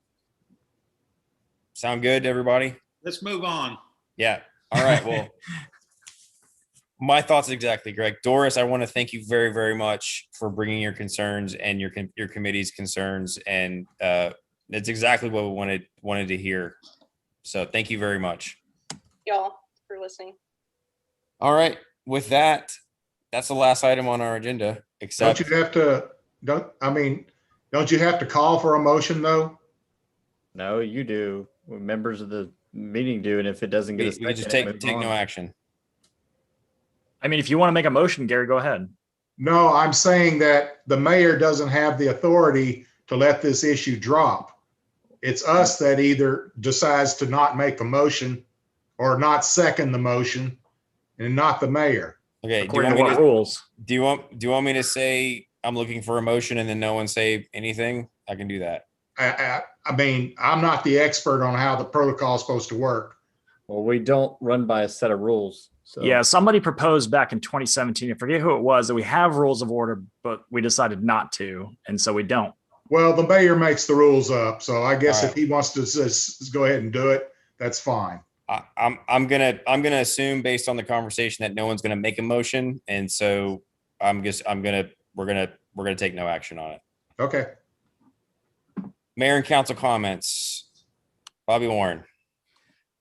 I just wanted to echo the mayor's comments, to thank everyone who has been out there helping their neighbors. I mean, it literally, I have seen just about every one of my neighbors right around me, heard from them, text messages. We've been reaching out to a bunch of people to check to make sure they're all right. I've probably had 24 people in the city say, hey, if you need to come take a hot shower because you don't have running water, come on over. I know we always say this, and I hate the fact that we have these moments that call for us to have to step up like this, but it is still inspiring to see it happen. I especially wanted to, and I know he doesn't want the attention, but I wanted to also thank the mayor and his wife, Michelle, for putting in ridiculously long hours at the brewery, not because they were trying to open to make money, because honestly, it was, I don't know how much money was actually made. I know there was a whole lot of free food out there, a warm place to hang out, to use some Wi-Fi when power was out for 50, 60 hours for a lot of people. We saw so many people come and go that it was just, thank you so much for opening up your business and letting people come in there and use it as a refuge. Man, that was it made it a lot more bearable. And hopefully other people, if they weren't there, I know everyone kind of had their own avenues to go, but that helped, I think, a lot of people who may not have had any other place to go. Thank you. James? So I typed a lot, see how fast I can go through this. This was quite a historic event. First, I want to say thanks to the city staff who worked it. It was a very demanding event on Harry and all the public works staff. I saw a dispatcher staying at the fire station, and I know there's many others involved that I didn't get a chance to see. Fantastic job by the city. Second, and honestly more important, was that I was floored by the residents. I know we have a strong sense of community, but this was just exceptional. Southern hospitality is well known throughout incident management teams across the U.S. Every time you hear of FEMA Type 1 teams come into Texas, they talk about how it's so different here, and the Southern hospitality comes out, and it's just emotionally moving to see Texans, and specifically JV residents, exhibit that strong, selfless love for their neighbors. People say they live here for the fire department and the police department. It's not a lie, but it's not the whole truth. We really have a very strong community, and we know our neighbors, and that's just not common anymore. I heard tons of stories, and so I created a Google form that's out there trying to capture some of these stories. And I don't know what we're going to do for these selfless people, but I want to recognize them somehow. We'll figure out a way. If you know one of your neighbors that did something, get a hold of me. I've got a Google form you can fill out. We'll try to show them some recognition. Some of the responses I've already gotten is one family that was out of power. Their neighbors took in their whole family of 5. And when they found out that their other family members were without power, they took in an additional 2. Another house in JV took in 2 different families that totaled more than 11 people at the house. Somebody did something as simple as just bringing over coffee every morning and giving a hug and a smile. And that was their rock every day to be able to withstand their day. Countless warm showers. And a lot of people that I talked to at the brewery and out on the street who were out helping people then hinted that, or I dragged it out of them really, that their house was also damaged and they were putting their problems on hold to solve and care for their neighbors. So that's just really the essence of what Jersey Village is. And I know that we're not done. I know there's people that still don't have water. Please remember them. I know a lot of people, your power's back on, your water's back on, and this whole event's behind you. But continue to check on your neighbors and see what their needs are. It takes months to recover from multiple pipes breaking and flooding your home. I think we're probably close to the number of homes that flooded back when Allison came through. There's a significant number of homes that have water damage. We'll see what comes out of the damage assessment reports. So I can only imagine the stress and emotional toll this week, and I really feel for those people. Thank you, James. Drew? Oh, you're muted, Drew. Said I'd try to be quick. I guess being muted makes it even quicker. Thank you, city staff. Thank you, city leadership, but the boots on the ground too. Like we talked about it several times tonight, selfless effort in the name of supporting our citizens. What makes me even prouder, or just as proud, is the, everyone's alluded to it, is the fact that government has helped, but it's been the citizens that have supported each other. And yes, it is, Southern hospitality. And there are, on this meeting tonight, I'm here with individuals, leaders in more than just a title. An individual who donated his business as a warming center, donated efforts to feed people. There's a gentleman here that I sit with tonight that was virtually a one-man band in information, welfare checks, a handyman, and I'm convinced he doesn't sleep. There's another one that donated his time and helped run a kitchen and made coffee and supported other people while he still had pipes that went out. There's another one that ran, helped with recovery efforts, donated his trailer to help feed and water other people. Makes them sound like plants, but you know what I mean. And another one that kept us safe as a Jersey Village Fire Department volunteer. And after coming from a rescue call and helping someone else turn off their meter, learned that he had his house flooded. So listen, guys, we are citizens just like everyone else. We have our lumps, we pay our taxes, and these other gentlemen that I serve with on council, they're amazing people, and I'm honored to be amongst them. And guess what? There are hundreds in our community just like them that gave selfless time. So everyone needs to be applauded with that. And, just a microcosm of our community. And in our most frigid moments, the warmth of our city shines through. Thank you, Drew. Greg? I'll just reiterate what Drew said and what every other council member said, and really like to recognize every single council member. So I was getting my information from you guys on social media. I mean, I don't know how you guys were so quick, how you guys were on top of it, but I saw, it was just, I guess to sum it up is that people talk the talk, but not everybody walks the walk. And every person on council, every city staff member, they walk the walk.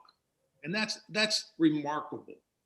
And when we get criticized because we don't like the city or we don't care about the citizens, it's just amazing that every one of you stepped up. It's remarkable. And I was very touched by all of it. Andrew, you as well. I mean, you especially. You talk the talk a lot, but you back it up, and that's remarkable. I wish that all the social media critics, as loud as they are on social media, I wish that they would display that in their actions, because I didn't see any of them active in any of these efforts that you guys put together. And I'd also like to thank city staff, because I never doubted for a second that the city was doing everything that they could do to remedy the situations. It was never, hey, we got a weak link here, or Austin went to Mexico or anything like that. I mean, you guys, it couldn't have done any better. And the staff ought to commend itself for the efforts and for the flawlessness in which the city executed its duties. The citizens of Jersey Village are just outstandingly lucky to have public servants like you and to have people that work for them on their behalf like you, like all of you. So thank you all for what you've done. Thank you, Greg. Gary? Yeah, I second everything that everybody said, but I'm going to get a little more specific because I think some details are needed to be added here. It hadn't been said tonight. There was a lot of government failure here, but there was, I don't know how you put it, there was a lot of government success in that there was people, their staff people came through in Jersey Village as well as anybody could even expect. I mean, you had a fire chief that spent the whole week at the fire station. His mattress is in his office. Yeah, he had the new permanent staff came in that typically works a 48-hour shift and makes 5-6 calls a day. And all of a sudden they're running back-to-back calls, 2 at a time. And they're staying, instead of 48 hours, they're doing 96 hours before they go home. I can only speak for the fire department. I'm sure that the other departments were making a lot of sacrifices also. And I just want that to be noticed. That's all I've got. Thank you, Gary. You know, it was a week, guys. It was a week. And you know, I got a lot of calls from media outlets wanting to talk to me and highlight, you know, the efforts that were going on at my business. But I only took one, and I wanted to find some way to highlight what other people were doing. You know, I took my business as a space, but it was everyone else who came in and brought food and provided the energy. I couldn't wipe the smile off my face if I tried. It was great to see. And also some of the citizens, y'all make some great food. Gumbo, lasagna, chicken noodle soup. There wasn't a thing that people said they didn't like. Everyone was like, oh, wow. There were a lot of businesses who chipped in that brought their food. Little Kitchen brought their food. Mr. Donut brought us some kolaches. For Heaven's Cake brought us cinnamon coffee cake, which was incredible. And it was just great to see these local businesses and local community, local citizens come in and use our space to be the actual heroes. And it makes us a more resilient city. We talk about resiliency with fire and police and power and utilities, but it's also just the community that makes us resilient. And that's what was really great to see this week. I'm going to get a little bit on a soapbox here, which is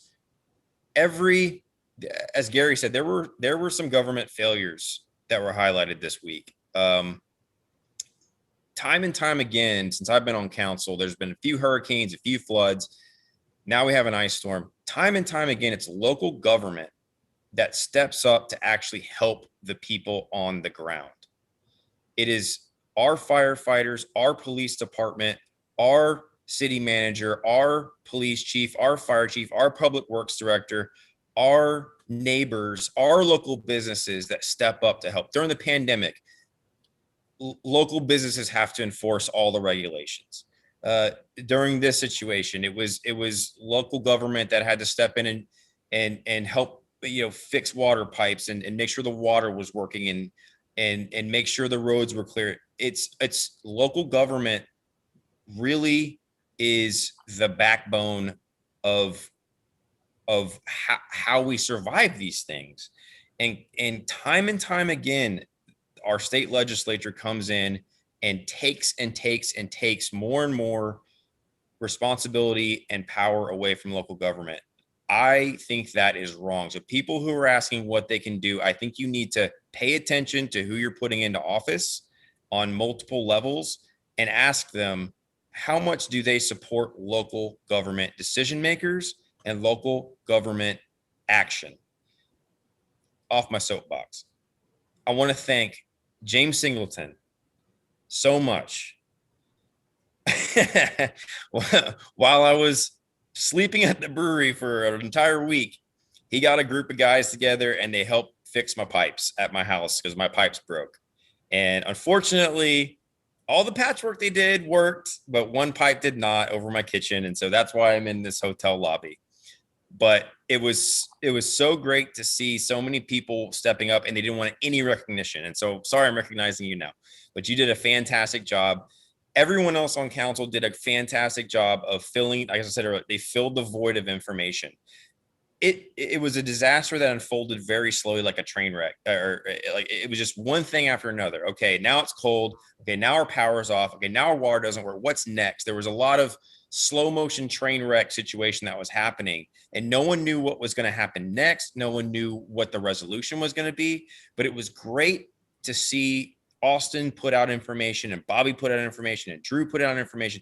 Everyone was able to put out information so our citizens knew what to expect. Yes, it was miserable, but they had places to go to warm up. They had people offering to help. They had components ready to be brought to them. And that's why this city is so great, is we have people who are active at the local government level, and we have people who know what their jobs are and they excel at it. And so I'm prepared for the next, hopefully not once in a lifetime ice disaster to happen again, but it's nice to know that we could get through it. It's not over yet, y'all. People have busted pipes like myself. Please check on your neighbors. Make sure that they're, offer to wash their clothes. My neighbor Heather across the street is washing our clothes for us because our water's not on. People have the ability to patch up PVC pipe. So just continue to check on your neighbors. I offer my business as well for anyone who needs water, anyone who needs food. We're going to keep that table. If you want to bring up your family's gumbo recipe, I would absolutely love to try it and share it with everybody else. Your venison sausage, whatever you want to clear out of your freezer, we're happy to take it and share it with everybody in the neighborhood. So with that, I want to just say thank you very much for everybody being flexible to get this council meeting actually through. I want to thank everybody who participated in the various committees that presented tonight. Citizen involvement absolutely makes this city the best city in America, in my opinion. So with that, I'm going to go ahead and end the meeting. Thank you, everybody. Go ahead and we have executive session. All right. I'm going to recess the regular session, and we're going to go into executive session. Let me find my script. You guys are available to go ahead and go into executive session while I find my script.